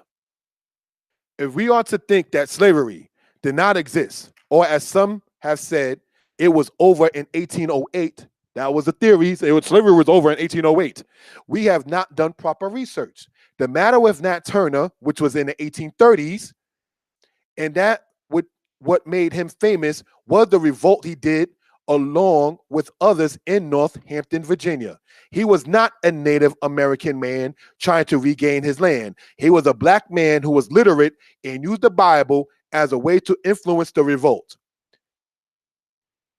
John Travers, Elizabeth Turner, Hartwell Prebles, Sarah Newsom, Trajan Doyle, John Barrow, George Vaughan, Edwin Drury, among others, was slain in a revolt led by Nat Turner.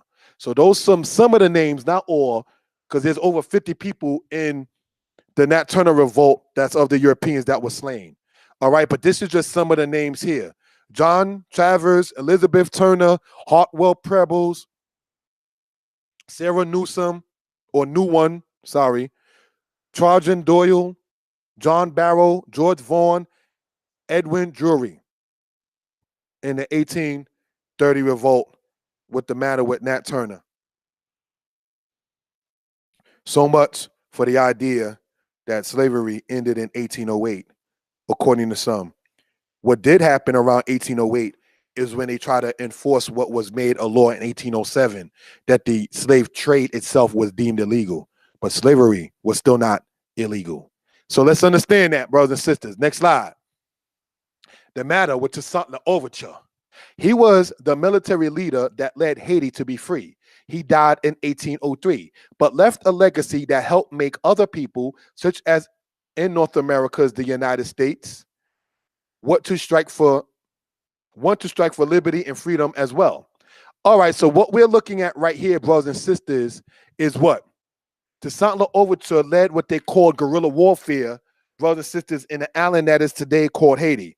All right, and Haiti became the first freed people in 1804. Let's go on. If one denies that the slave trade happening and one denies that slavery was here in the Western Hemisphere, then one has no reason to celebrate the emancipation of the captors. All right, brothers and sisters, I meant to say emancipation of the captives. Sorry, but getting back into the point here, if one denies that the slave trade happening and one denies that slavery was here in the Western Hemisphere, then one has no reason to celebrate the emancipation. All right? So this is something, brothers and sisters, we want to point out for edification purposes. All right? The Cherokees lived in the area vicinity of Tennessee, to respond to somebody in the chat.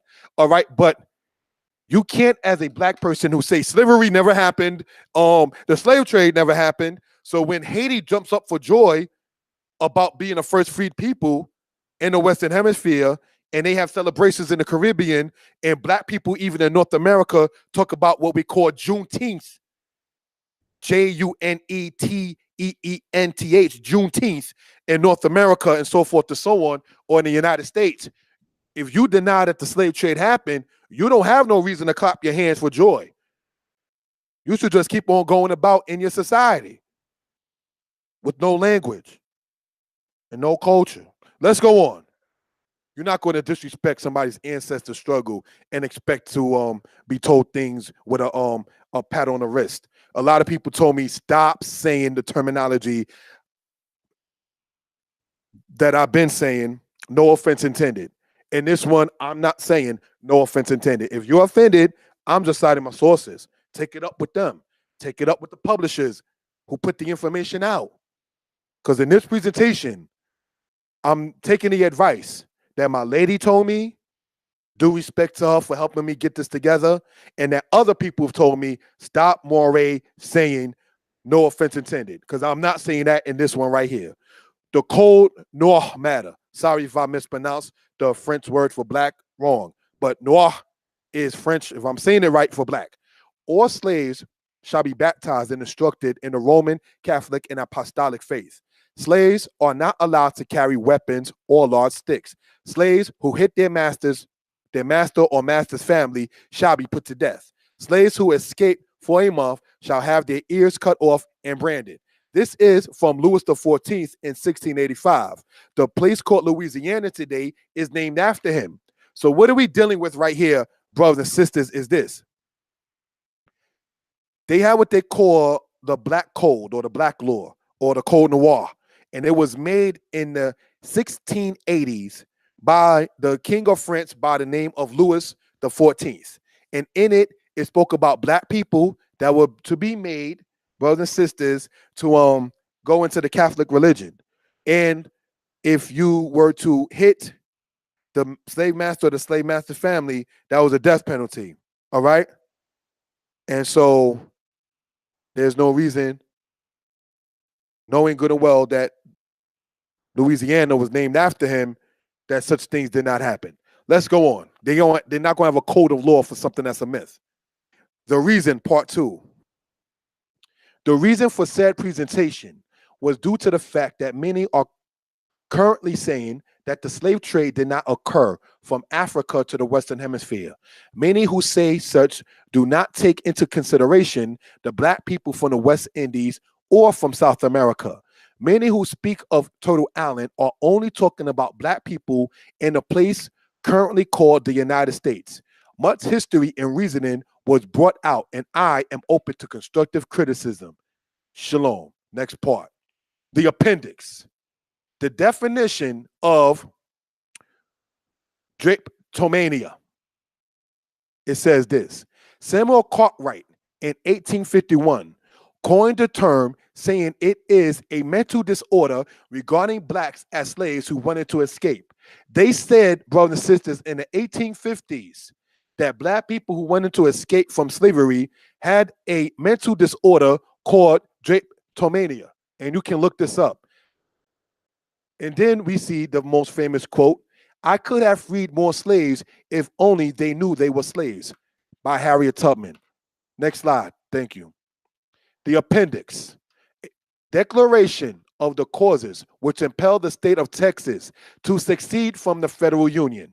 She, Texas, was received into the Confederacy with her own constitution under the guarantee of the federal constitution and the compact of annexation, that she should enjoy these blessings. She was received as a commonwealth holding, maintaining, and protecting the institution known as Negro slavery, the servitude of the African to the white race within her limits. So this right here, when it speaks about Texas succeeding, that was during the era of the Civil War. So a declaration of the causes which impel the state of Texas to succeed from the federal union. So the Confederacy was the southern states that wanted to uphold slavery. The Union, all right, was the northern states that didn't want to end slavery, but just limit slavery. So the Civil War was not practiced or done, or the Civil War was not on the northern state side to end slavery. It was, brothers and sisters, to make sure slavery didn't go to places far west. When you read about the compromise of 1820 and the Missouri Compromise and the situation with 1850 and all of those things, the Civil War that sparked off in 1861 was in the thought process since the 1820s. Because the North and South, for political reasons, was having drama or contention with one another.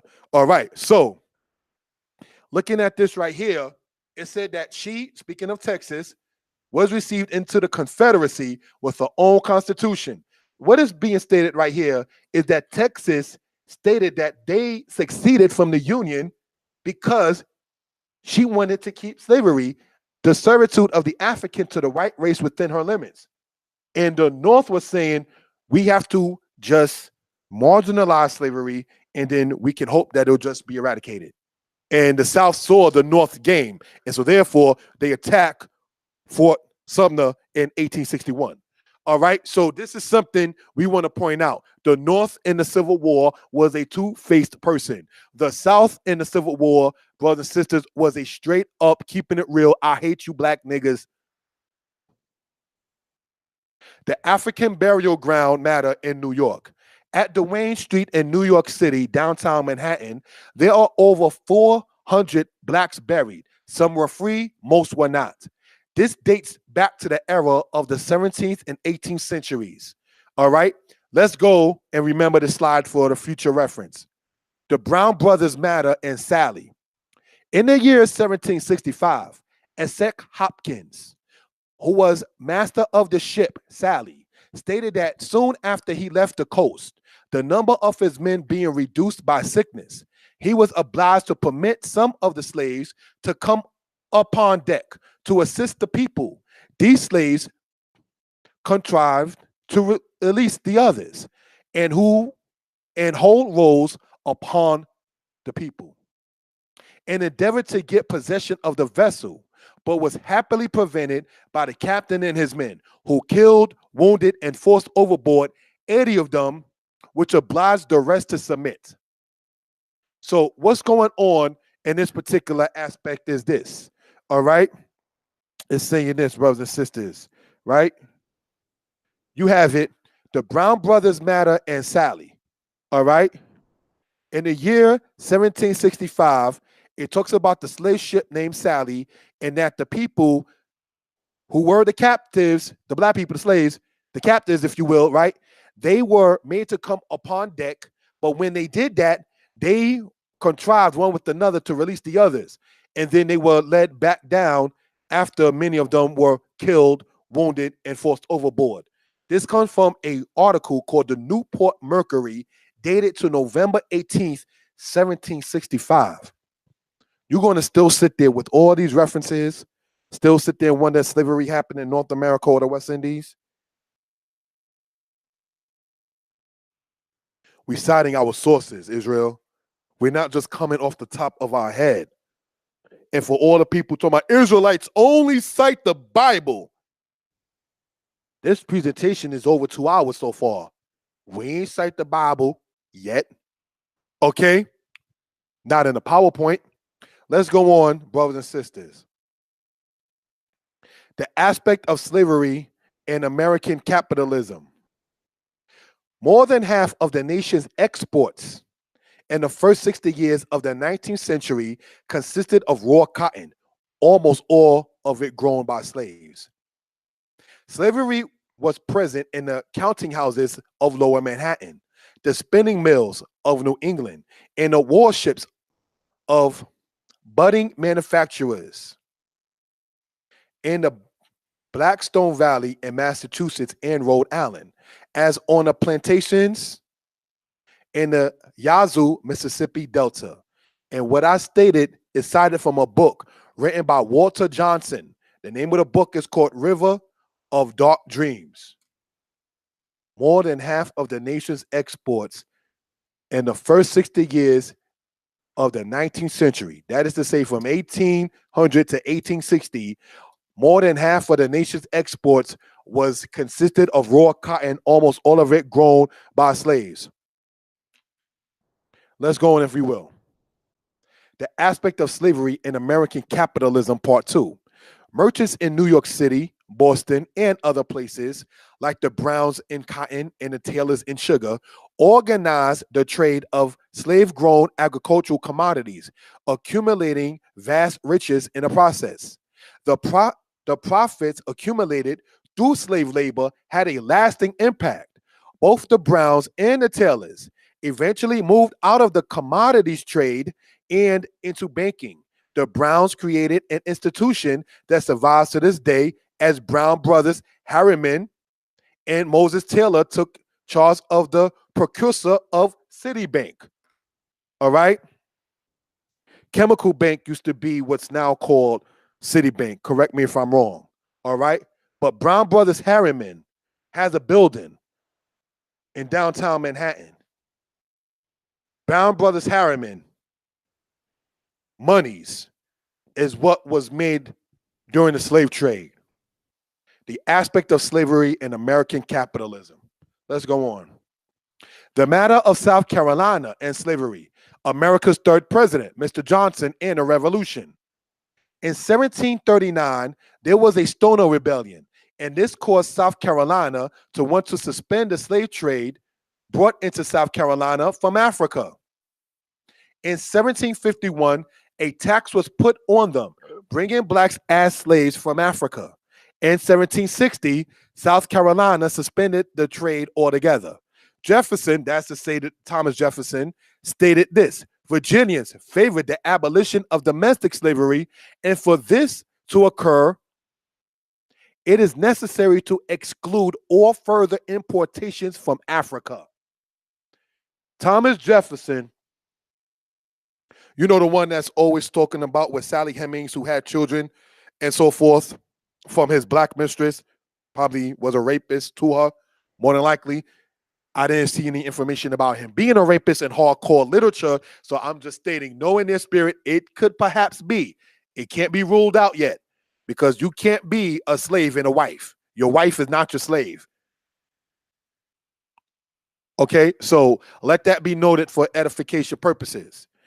He stated Virginians, that is to say the people of Virginia, favored the abolition of domestic slavery, and for this to occur, it is necessary to exclude all further importations from Africa. That is something that Thomas Jefferson stated. So another source showing the fact that the slave trade did go from the east to the west. All right. The American Revolution caused states to suspend the slave trade, and after the revolution, some ended it completely. Georgia, only due to the Haitian Revolution, ended the slave trade, not slavery itself. Let's go on to the next slide. The matter of Guadeloupe and Martinique. The French owned during the slavery era the places Guadeloupe and Martinique. There were ships captured by the French, which were leaving from Newport in the 18th century.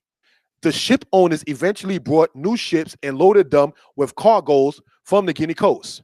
Pine, lumber, and saltfish were traded with hogsheads and molasses, and along with it was a dozen or so slaves as part of the deck cargo. So what we're looking at regarding Guadeloupe and Martinique, I wanted to show where this is at on the map. All right, in the aspect of the West Indies. You see Martinique, Guadeloupe. Let's go on. The matter of Guadeloupe and Martinique, part 2. Ligneur de l'Olive, sorry if I mispronounced the name, received from France the places called Guadeloupe and Martinique in the 17th century. In the 1620s to the 1630s, about 2,500 blacks as slaves were brought to Guadeloupe and Martinique. In 1848, slavery was abolished in Guadeloupe and Martinique. So, brothers and sisters, we wanted to point this out for edification purposes. Why do I emphasize about 1848 regarding Guadeloupe and Martinique? Let's look at the slide before this for edification purposes. You see where it says French West Indies. Let that map, French West Indies. The British West Indies ended slavery in 1838. The French still continued it on the islands that the French was at all the way dating into the 1840s. So that's why I wanted to point that out for edification purposes. Let's go on. Next slide. The matter with Jamaica. Jamaica, the island was colonized by the Spaniards in 1509 and taken over by the British in 1655. There was in Jamaica slavery, the people from Ashanti and Igbo. According to Mavis Campbell in the book Maroons of Jamaica, cited before, right? The blacks who were captive in Jamaica took to the mountains and fought 3 wars against the European colonial powers. One in 1655, one in 1731, and one in 1796. The coffee plantations in Jamaica, the Blue Mountains, it is said that plantations were intentionally designed for surveillance of slave activities. So I just wanted to point this out for edification purposes with names, dates, sources, times, and so forth. Let's go on to the next slide. The matter with Jamaica, part 2. Blacks as slaves from the Gold Coast were called Coromantes after the port called Coromantine, which many of them were exported. The Coromantee may have been from different tribes, but mostly from the Fanti and Ashanti, which is a place, or pardon me, the people in Ghana. William Snellgraf in the 18th century spoke of the Coromantee Negroes. He was an ivory and slave trader working for the British. Edward Long, in History of Jamaica, wrote that 33 Coromantee Negroes rose up and within 1 hour slew no less than 19 whites. So this is something we just want to show for edification purposes. Now, when you type up freedom fighters in Jamaica, Coromantee, slaves in Jamaica, the Maroons, and so forth and so on, these are some of the images that come up. All right. So this is something we want to show for edification purposes. All right. So we are citing our sources. Let's go on to the next slide. The matter with Jamaica, part 3. The Spanish Succession War caused England to be a dominant power in Europe. England gained control from the Gambia to the Congo, as well as the use of the asiento. Jamaica was the main port, and many in the thousands were shipped there. Du Bois estimates after 1713 the number as 40,000 to 100,000 a year, Jamaica being the main port. More were reaching, yes, the American mainland. Let's go on. This is from Du Bois in his book. The This means that trying to separate the history of the blacks in North American mainland and they in the West Indies is the work of them who seem to want to hide history. All right. So this is something we want to point out for edification purposes, brothers and sisters. All right. So if many was sent to Jamaica, estimated by Du Bois after 1713, a number ranging from 40,000 to 100,000. Jamaica being the breaking point or port where many of them were brought to, many were then brought to the American mainland. That's why we don't sit there and teach the separation between the so-called Black American in North America and the so-called Black man, woman, and child in the West Indies. And those who do teach that, that's the Willie Lynch concept, the Willie Lynch theology, the Willie Lynch doctrine that they're endorsing. Let's go on. Blacks in Haiti and Brazil. See, these are the people that black people in North America seem to forget about when they start talking about we are indigenous to Turtle Island. You forgot about all these brothers, sisters, and elders that look like you, all of them in Haiti and Brazil. So let's understand what we're talking about for edification purposes. Next slide. Map of Jamaica, image of runaway. Now, this right here is the island of Jamaica. Jamaica is divided up into 14 different parishes. All right. Some of them, correct me if I'm wrong, is like Kingston, St. Elizabeth, St. Mary. There's some other ones. But the point I'm just saying is those that come off the top of my head, like Catherine and so forth. All right. Or St. Catherine, as it was called or is called. Now, looking at this on the right-hand side, you have it to where these are some of the images of the Maroons, all right, that were actually escaped people that fled into the mountains for freedom purposes only, all right? So this is something we want to point out for edification purposes. Let's go on, if you will, to the next slide so we can set the record straight. Slaves to the Americas, sugar to New England, rum and goods to Africa. See how that went with that regard?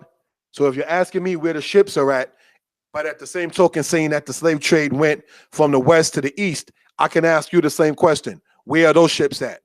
All right. There are people that are even in the chat. One person stated, Maroons are respected. Yes, the Maroon Treaty is still in place until today in Jamaica.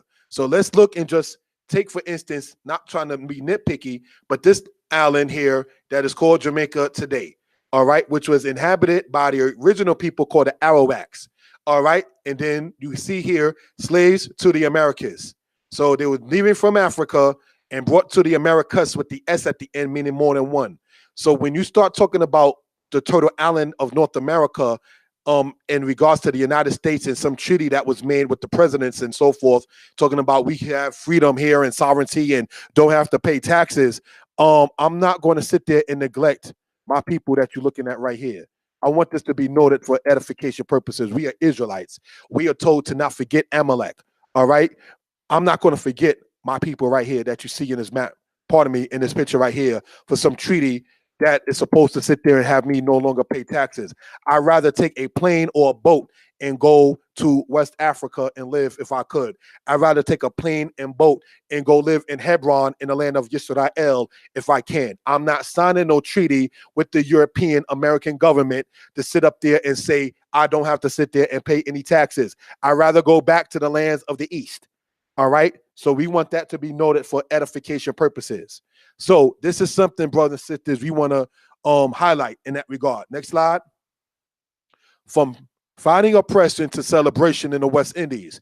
Now, once again, I typed in the Maroon guy, Leonard Parkinson, and this is the image that came up, and then celebration in Jamaica. And as you can see right here, from fighting oppression to celebration. Now, why did I put this right here? Because if you're saying that slavery never happened in the Western Hemisphere, which in most cases they're only talking about North America because they want some free tax write-off or whatever in the world, according to some. When these people are celebrating, you don't clap hands with them, Israel. That's Israel as well that you see in a picture. But you can't clap hands with them because they're celebrating being free and having their own space and land. You're saying that we were never enslaved. So you don't have the right to claim Denmark Vesey. You don't have the right to claim Nat Turner. You don't have the right to claim Sojourner Truth. You don't have the right to claim Harriet Tubman. You don't have the right to claim Thurgood Marshall. You understand? Once it comes down with that kind of subject matter. So let's go on for edification purposes, brothers and sisters. Mapped for those who care. This is a map of what happened in the slave trade. Now, as we stated in our disclaimer, right, we're not saying that the slave trade didn't go from the west to the east. We're saying the majority, as shown in this map right here, went from the east to the west, mainly heavily into Brazil, all right, over 30% alone, only to that one particular country, all right. So now looking at this right here, right, you have it coming from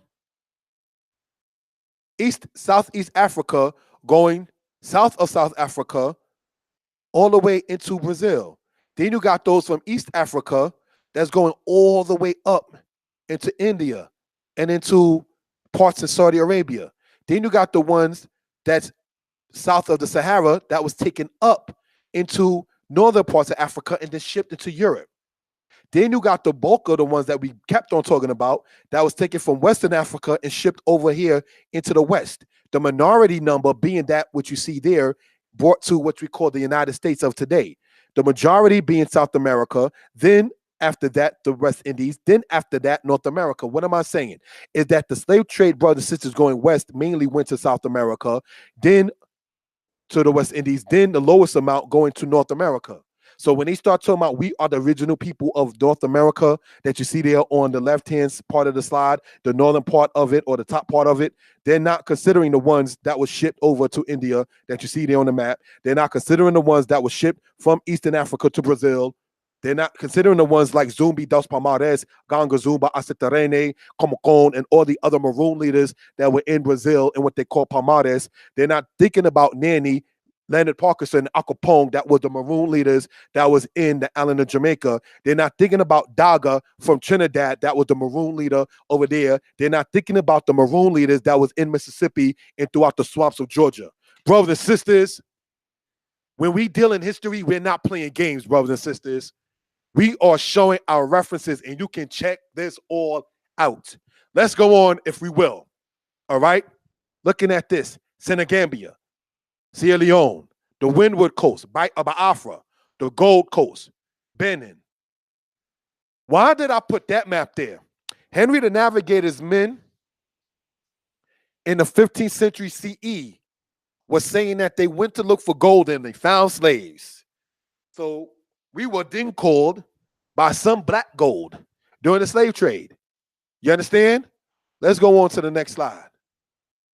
Maps for those who care. Once again, showing that same map from there.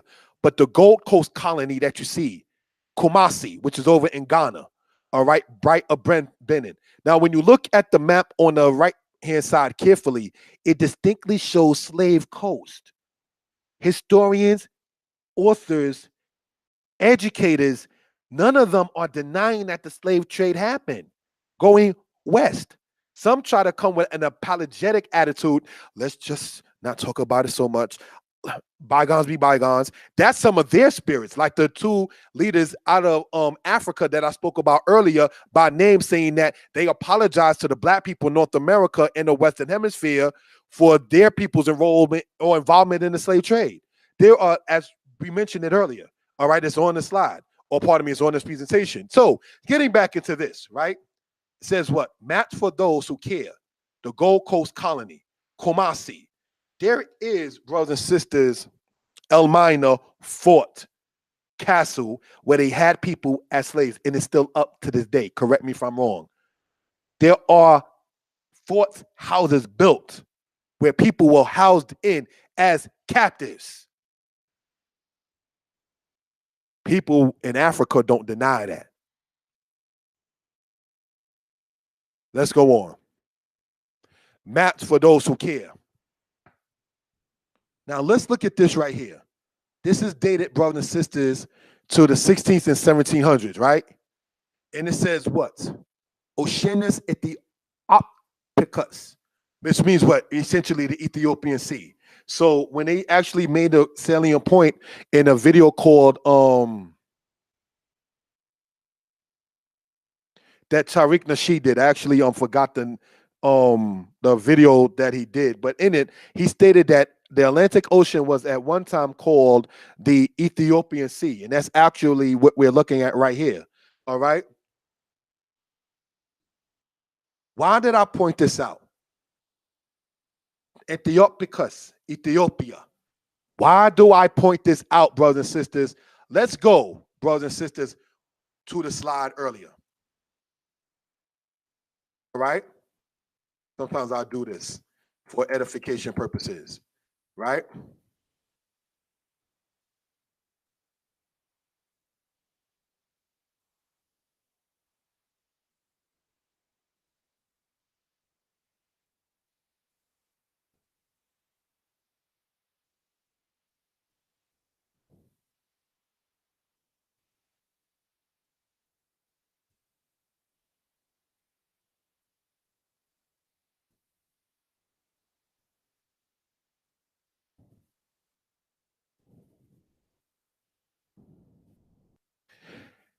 As a result of the sugar factories, there were so many Negroes in the island of Hispaniola that it resembles Ethiopia itself. This was said by a guy named Gonzalo Oviedo in the 16th century. All right. This source that I stated right here, other matters regarding slavery and a black man, I want to read this again. As a result of the sugar factories, there are so many Negroes in the island of Hispaniola that it resembles Ethiopia itself. That comes from a book written by Eric Williams entitled Documents of West Indian History. Not saying that any man is right in everything that he says, but are they who deny the slave trade going west willing to challenge, may he rest in peace, the scholarship of Sir Eric Williams, who was a prime minister and who died back in 1981? And one lady from Tobago told me that when he did pass away, the West Indies, certainly in her town, it was like a gloomy spirit, like they lost a very great one, you know? And he wanted the West Indies to be all united. The people who are saying that the slave trade never went west, what are they saying about our people's unity? Or are they just trying to promote not getting taxed by the white man, as opposed to saying we should just leave his system and go east altogether? Because eventually the Most High himself said that all nations will go back to their own land. So let's go into this next part. Next part. Next part. Map for those who care, part 4. All right. Ocean Ethiopian. If you're looking at this very carefully. Now, this is a map of Africa. Now, when you go into this particular thing right here, right? Sorry, I don't have the arrow to show in this particular regard. You see where the southern part of it is at? And then you see the term Ethiopia within the confines of the yellow or brownish highlighting. That whole area there was at one time called Ethiopia. So when they call it the Ethiopian Sea, that's for edification purposes.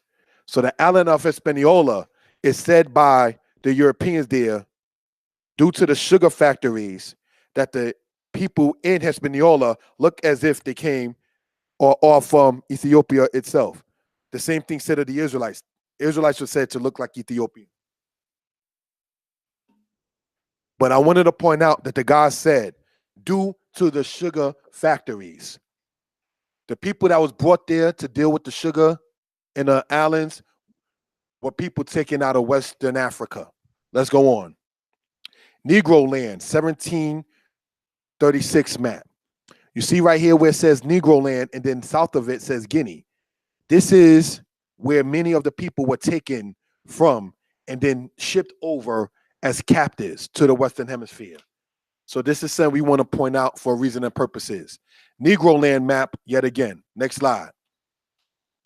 Now, brothers and sisters, before we continue in this particular regard, citing our sources, our references, I want to sit there and state, and I say this in humility, giving honor and praise unto the Most High, This particular part right here slays the competition. Sources out, I don't like the terminology, out the gazoo. You understand? This is so documented, and I'm thankful to the Father for it, to have the patience and the time, and to the people who actually assisted to say, put this part there and talk about this at this point, because I didn't just make this and then just present it out to the people. It says in a multitude of counselors, there's safety. So this is why I did such a thing. All right. The matter was Royal African Company. The Royal Africa Company was founded in 1672. They wanted to import gold, ivory, dyewood, hides, and wax. And they were more so interested in slaves. It was given a license for trade, lasting for years, trading gold to England and blacks as slaves to America. James, Duke of York, we spoke of him earlier, was a shareholder in such. He was the governor of New York. The Royal Africa Company had some strong support from the following people. Charles Davenant, who stated the Royal Africa Company was responsible for training an indefinite number on the African trade. The political and commercial works, Charles Davenant.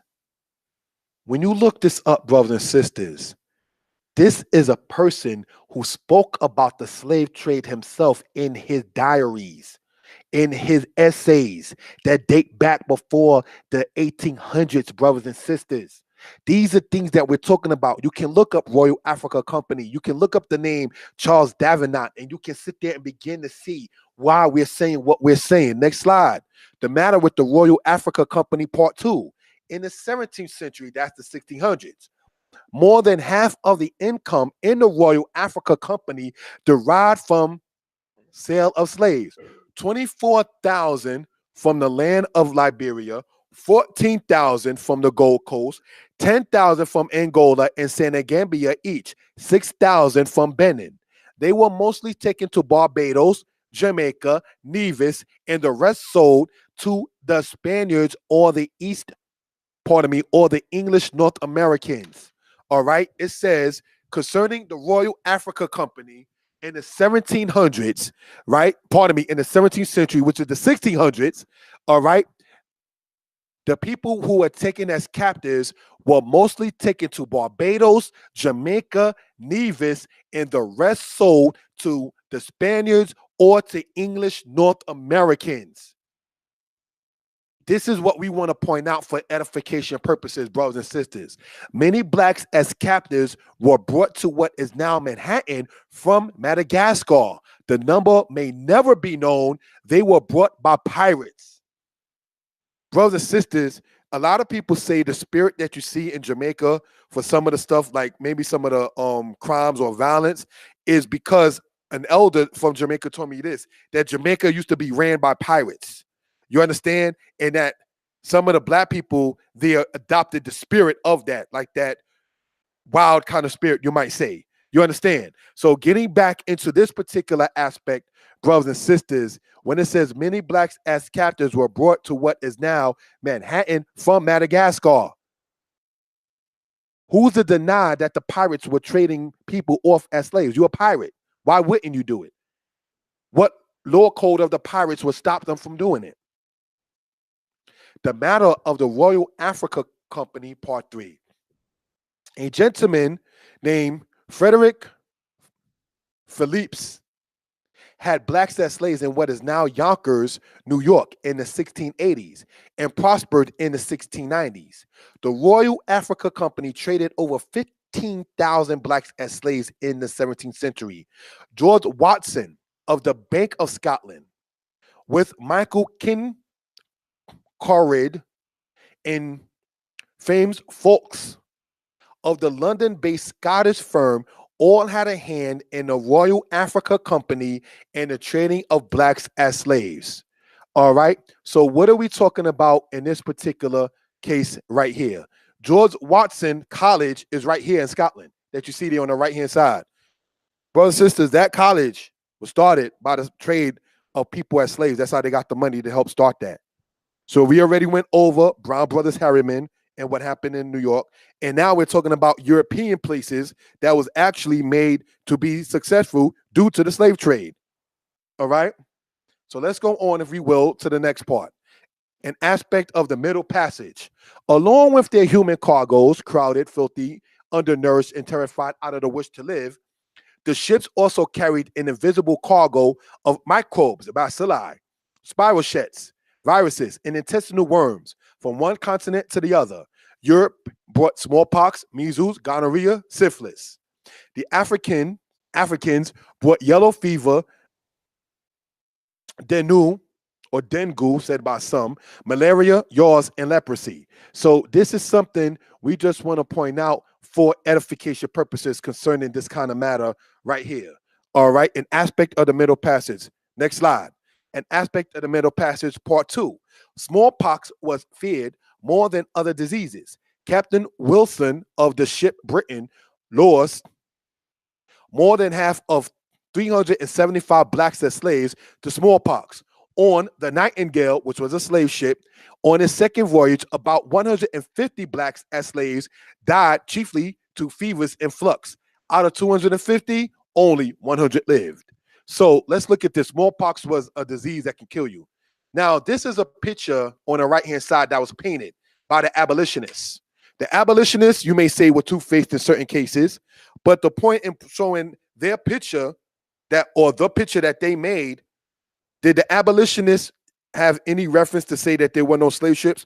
Or was the abolitionist hated by the enslaver because they were standing in the way to try to get Parliament and then also Congress to sit there and say, get rid of slavery and the slave trade altogether?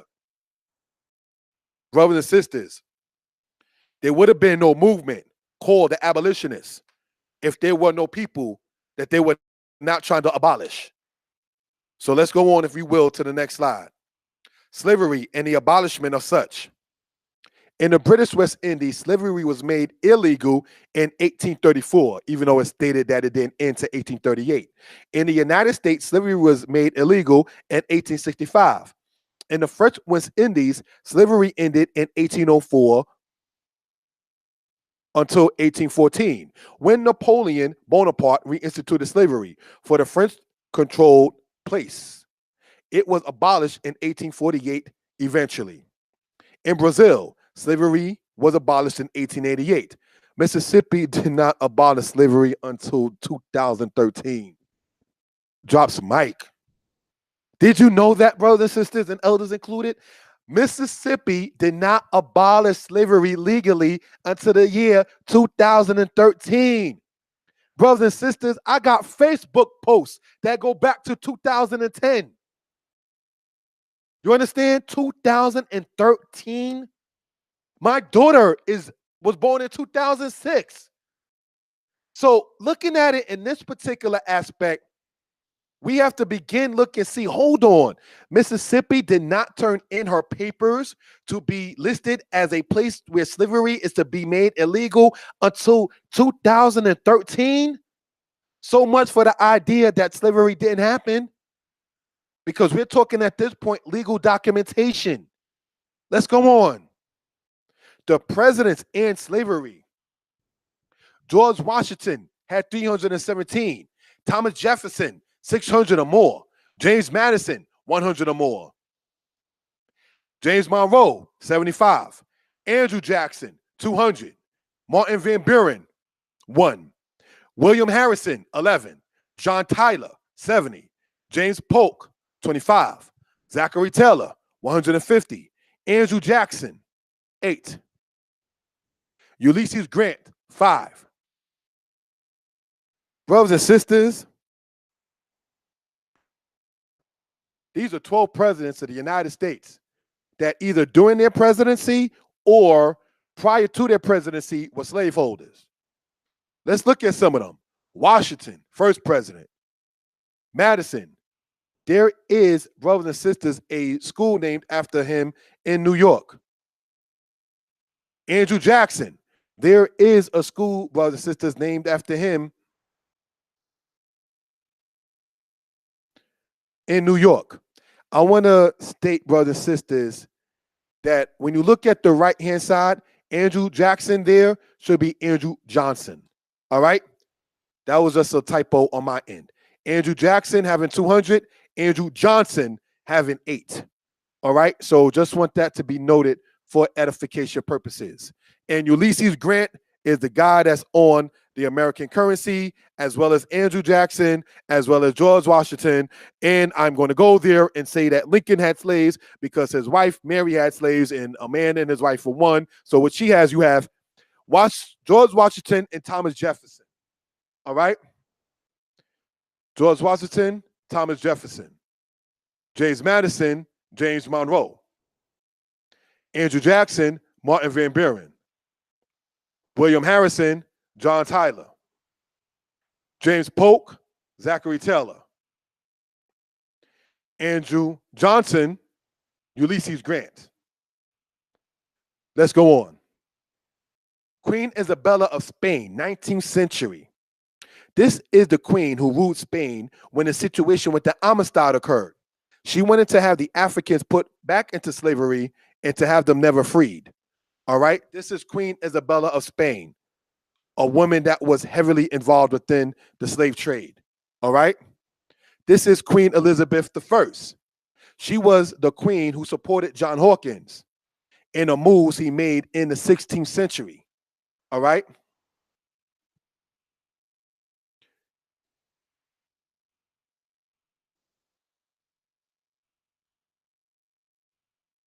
Somebody asked, Mississippi abolished slavery in 1913. Did I hear that correctly? No, you didn't hear that correctly. It was 2013. The state of Mississippi did not make slavery illegal until the year 2013.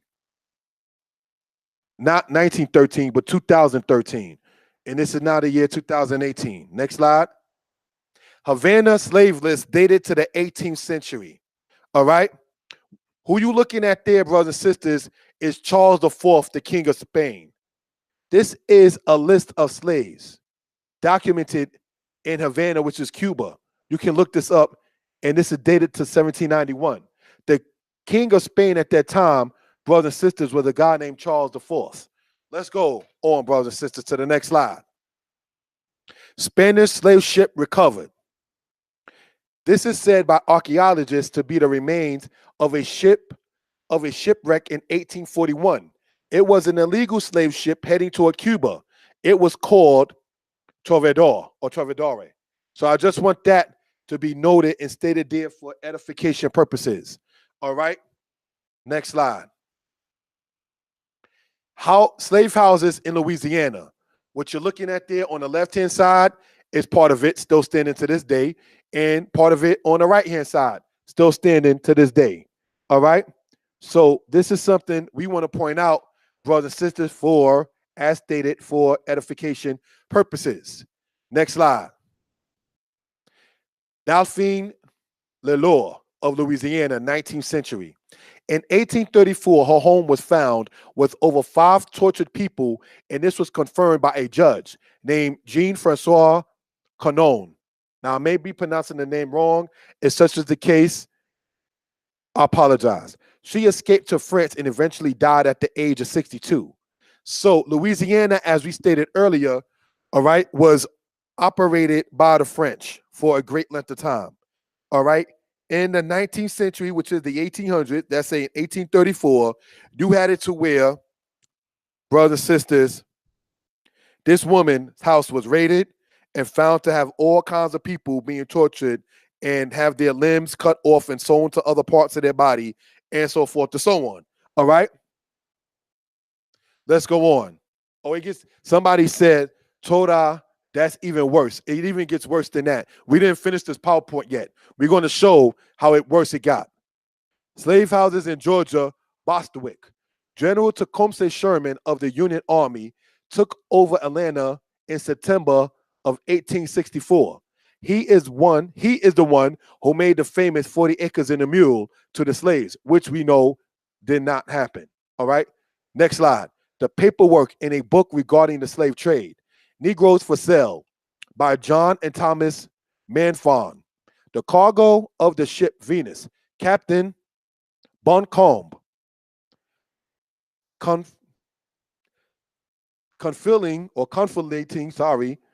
of 280 prime slaves, mostly men from the Gold Coast. The sale will be open in a few days upon very generous terms. Brothers and sisters, let's see that it says from the Gold Coast. And let's see what Gold Coast this was. All right?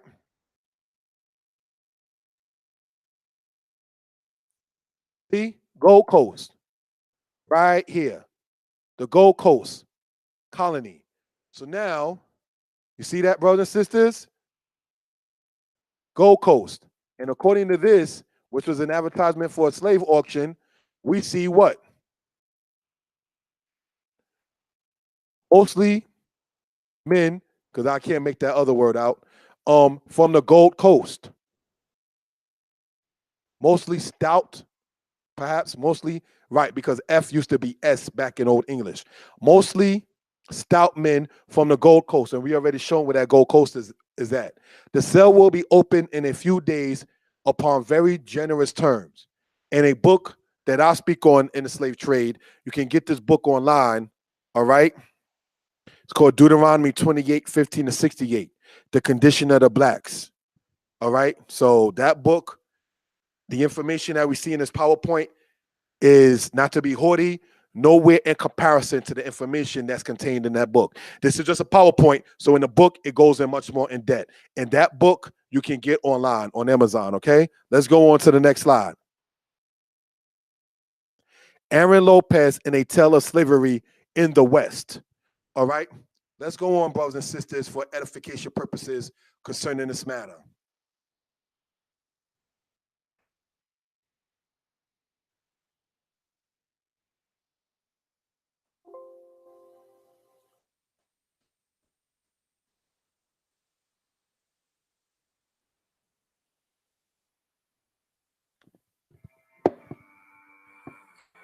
Have you ever wondered what it was like to be a slave? Have you ever wondered what it was like to be a slave in North Carolina? The degradation, the wrongs, the vices that grow out of slavery are more than I can describe.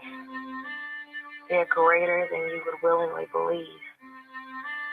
Everywhere the years bring to all enough of sin and sorrow. But in slavery, the very dawn of life is darkened by these shadows.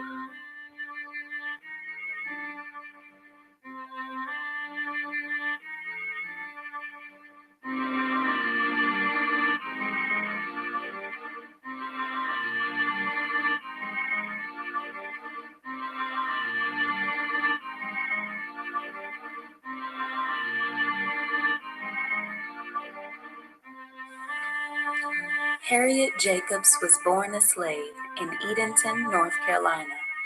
Though she was born in bondage, she describes her childhood as happy until both her mother and mistress died, and she was sold to a family member of her mistress. After that, her experience with slavery was very different. She was eventually able to escape and went on to write a book. It's through slave narratives such as hers that we're able to get first-hand accounts of what life was like for those Americans who were enslaved. Another resource are the volumes of interviews of former slaves housed at the Library of Congress. Both of these sources give us a fuller picture of slave life in my own home state of North Carolina. Around 1800, there were about 140,000 Black people living in North Carolina, which was a little less than a third of the population. A few of these were free Blacks who mostly farmed or worked in skilled trades, but the majority were slaves. Most slaves in North Carolina did not live on a large plantation, but rather on small to medium-sized farms. 53% of slave owners in the state owned 5 slaves or less, and only 2.6% of slaves lived on farms with over 50 other slaves during this time period. By 1850, only 91 slave owners in the entire state owned over 100 slaves. Though the plantations may not have been as large as those in the deeper South, that did not mean the work was any easier for them. On average, field slaves in North Carolina, just as elsewhere in the country, worked sunrise to sunset, 5.5 to 6 days a week, usually, though not always, allowed Sunday off. No, I never know what it was like to rest. I just work all the time from morning till late at night. I had to do everything they want to do on the outside. Work in the field, chop wood, hoe corn, till sometime I feel like my back shoulder break. Brothers and sisters, that was an account, and it showed the names of the people. For those who are interested, you can look that up. And I happen to have that book, Narrative of Life of a Slave Girl. I actually happen to have that book. But brothers and sisters, this is something we want to show in regards for edification purposes. Sources, documentations, references, and then your friend right here, Aaron Lopez, right? He was a Jewish guy that was involved in the slave trade. So when they try to sit there and talk about other people being oppressed, you still don't want me to talk about the impression that I wanted to talk about. Essentially, that means you want to control the conversation, and it don't go down like that. So the reason why I picked that particular video right there that you saw and heard in part, all right, was because of the fact that it spoke about North Carolina. North Carolina, all right, we discussed earlier, brothers and sisters, got many of their captives from Virginia, as we discussed earlier.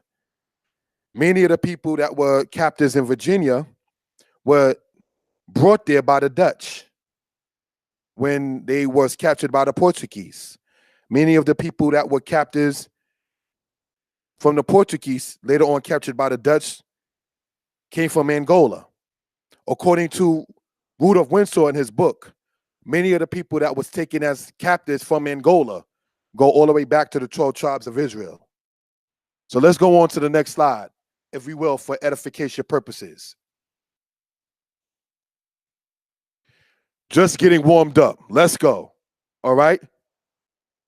The fugitive slave law passed in 1850 allowed whites to recapture blacks and sell them back into slavery in the South.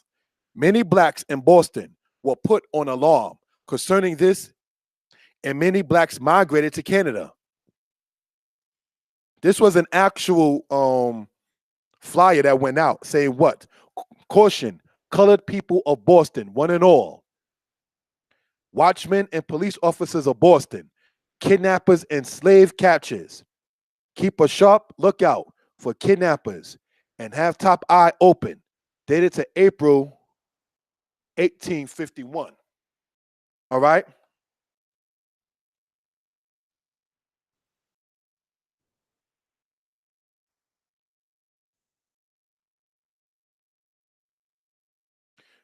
So, looking at this particular aspect right here, right?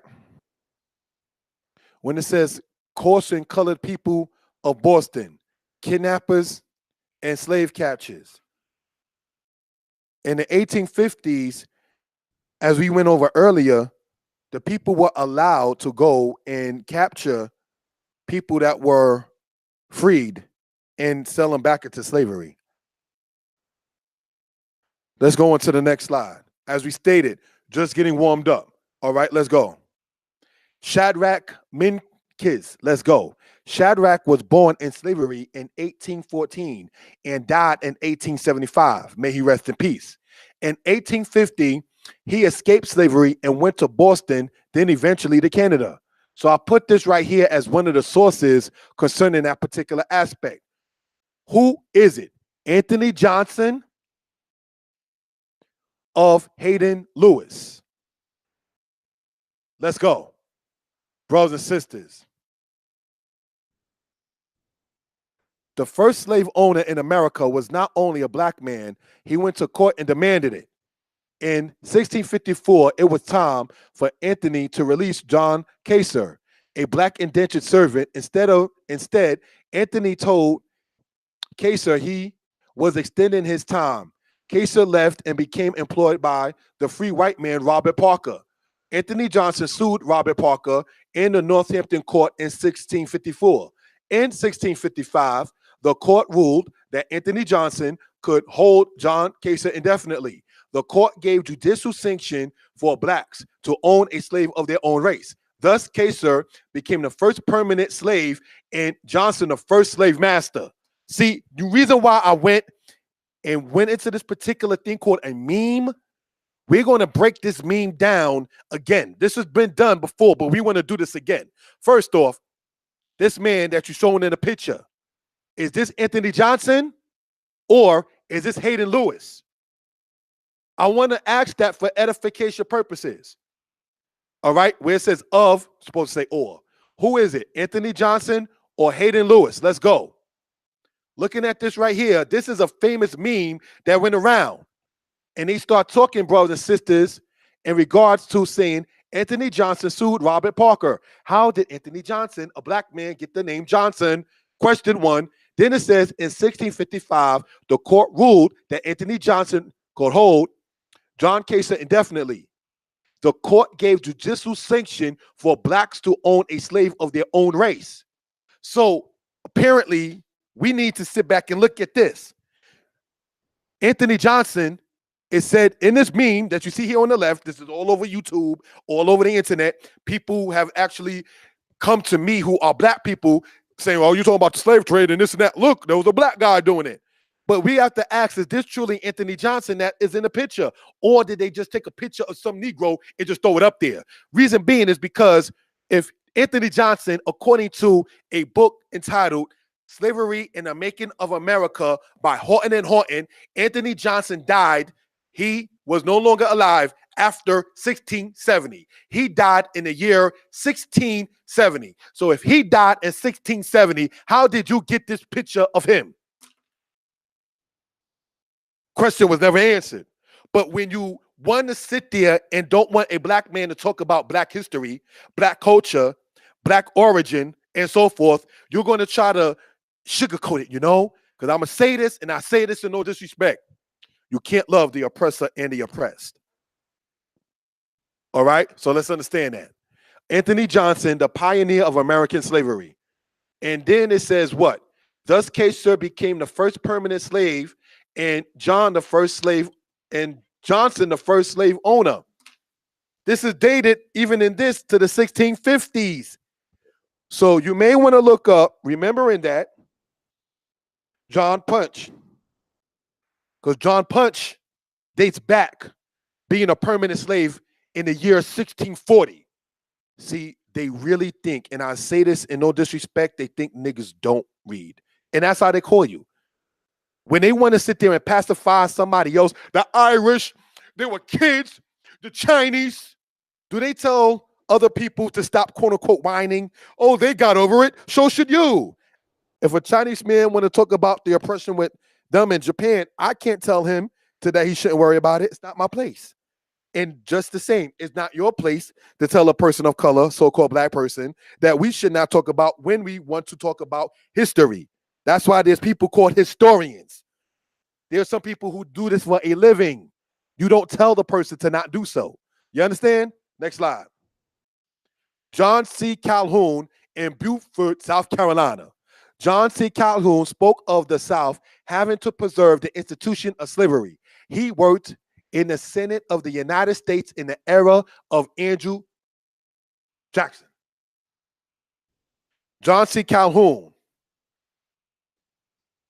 of the South spoke, saying you need to preserve the institution of slavery, as you see being shown over there on the right-hand side. So you may want to look up John C. Calhoun and see what it is. American Colonization Society and William Lord Garrison. I told you we just getting warmed up. An organization that emerged in the 19th century and in time shipped black people from America to Liberia in the 19th century. William Lord Garrison was an abolitionist who started in 1831 the newspaper called The Liberator. Garrison was at one time imprisoned for saying that Francis Todd was involved in the domestic slave trade. All right? You may want to look these names up. It says William Lord Garrison. He was an abolitionist. As stated, the abolitionists would not have existed if they didn't have a thing that they wanted to abolish. Okay, so let's go on. The matter with Dred Scott. The Dred Scott case in 1857 was based on the fact that he lived in a free state for a certain amount of time and stated when he went to a slave state that he was free. Judge Taney of the United States Supreme Court stated that the Negro has no right to have a case in a federal court, and essentially that the white man doesn't have to obey anything in regards to the black man. So those talking about we can go and get a sovereignty, remember what Judge Taney said. They don't have to respect nothing about you. They never loved you. They never will. And to be quite candid, the Most High, sending Israel in captivity, he said, they who hate you shall rule over you. So there's no man to save you. The only one to save us is the Most High. Let's go on. Back to New York, this time with the Civil War. The ships would rot at her docks. Grass would grow in Wall Street and Broadway. And the glory of New York, like that of Babylon and Rome, would be numbered with the things of the past. That is stated from somebody named Ellis, Epic of New York, which was a paper back in the 1800s. Plantation slavery was big business. New York was like the corporate headquarters, and the entire plantation south was like the factory floor. This is from a book entitled The Hidden History of New York by Tinga Apita. So you may want to look that book up online. The Hidden History of New York. All right. Plantation slavery was big business. New York was like the corporate headquarters, and the entire plantation south was like the factory floor. Let's go on. New York, New Jersey, South Carolina. New York and New Jersey imported 4,551 slaves over the period from 1715 to 1767, less than 1,000 of whom were born in Africa. The rest were West Indians, and even the African-born may have lived for a time in the colonies. South Carolina was a direct importer from Africa. Documents from Donnan stated that the slaves were advertised as new Negroes, including some re-exported from the West Indies. Many in the Chesapeake were re-exports from the West Indies. Brothers and sisters, this coming from sources to be cited, such as the book that we cited earlier, The Hidden History of New York. All right, and I'm going to show where I got my sources from as the presentation goes on. Let's go on, brothers and sisters. Documented matter, December 22nd, 1785. About 6 a.m. in Aqua Landing with fine morning. So we have Essen go down for Hughes. I did send 2 canoe for 1,500 yams for 150 copper to pay Captain Hughes. His soul, Captain William, go down Captain William, carry 169 slave. Captain Hughes carry 480 slave. Now, it may not sound like proper English, but I wanted to cite exactly what the document stated. And this is excerpts, all right, from Stephen Barrett, A.J.H. Latham, and David Northup, entitled The Diary of Antero Duke, an 18th century African slave trader. So you can look this up. This is the citation excerpt and where the information came from concerning this right here. And it spoke about 169 slaves. Let's go on. Selected bibliography. Let's go. The Slave Trade, written by Hugh Thomas. Black Cargoes, written by William Cowley. The Life of Oluda Equiano. Atlas of the Atlantic Slave Trade, written by David Eltis and David Richardson. 12 Years a Slave by Solomon Northup. The African Slave Trade by Philip Curtin. African Voices of the Atlantic Slave Trade by Ann Bailey. History of Slavery by Suzanne Everett. The Oxford History of Slavery in the Americas. Brothers and sisters, that's from a selected bibliography, and where I got many of the sources that I cited in this particular aspect. Next slide. Deuteronomy 28 in the yoke of iron. Therefore shalt thou serve thine enemy, whom Yah will send against thee in hunger, and in thirst, and in nakedness, and in want of all things. And he shall put a yoke of iron upon thy neck until he hath destroyed thee. This right here is a replica of the yoke of iron put upon our neck. Now, what you see is the mask there, that was done in the West Indies, right? They put that mask there so you can't eat the fruit that you grew and use the products that you grew during the slave trade. So that way the slave master can sit there and get the utmost profit and not have the slaves eat the stuff. All right. So this is something we just want to sit there and show. This is what our ancestors went through. So don't tell me about the Irish and how I should forget about it, because you're not going to tell the Irish that they shouldn't sit there and think about the black man's oppression. Next slide. Slave burial ground in New York. We went over this earlier. A skeleton in that particular aspect. And this is actually it right here in downtown Manhattan. Slave burial ground, also called African burial ground. They had a documentary that got into this particular subject, brothers and sisters. That ends the presentation. Giving honor and praise unto the Most High, the Creator and the Maker of heaven and earth. Shalom.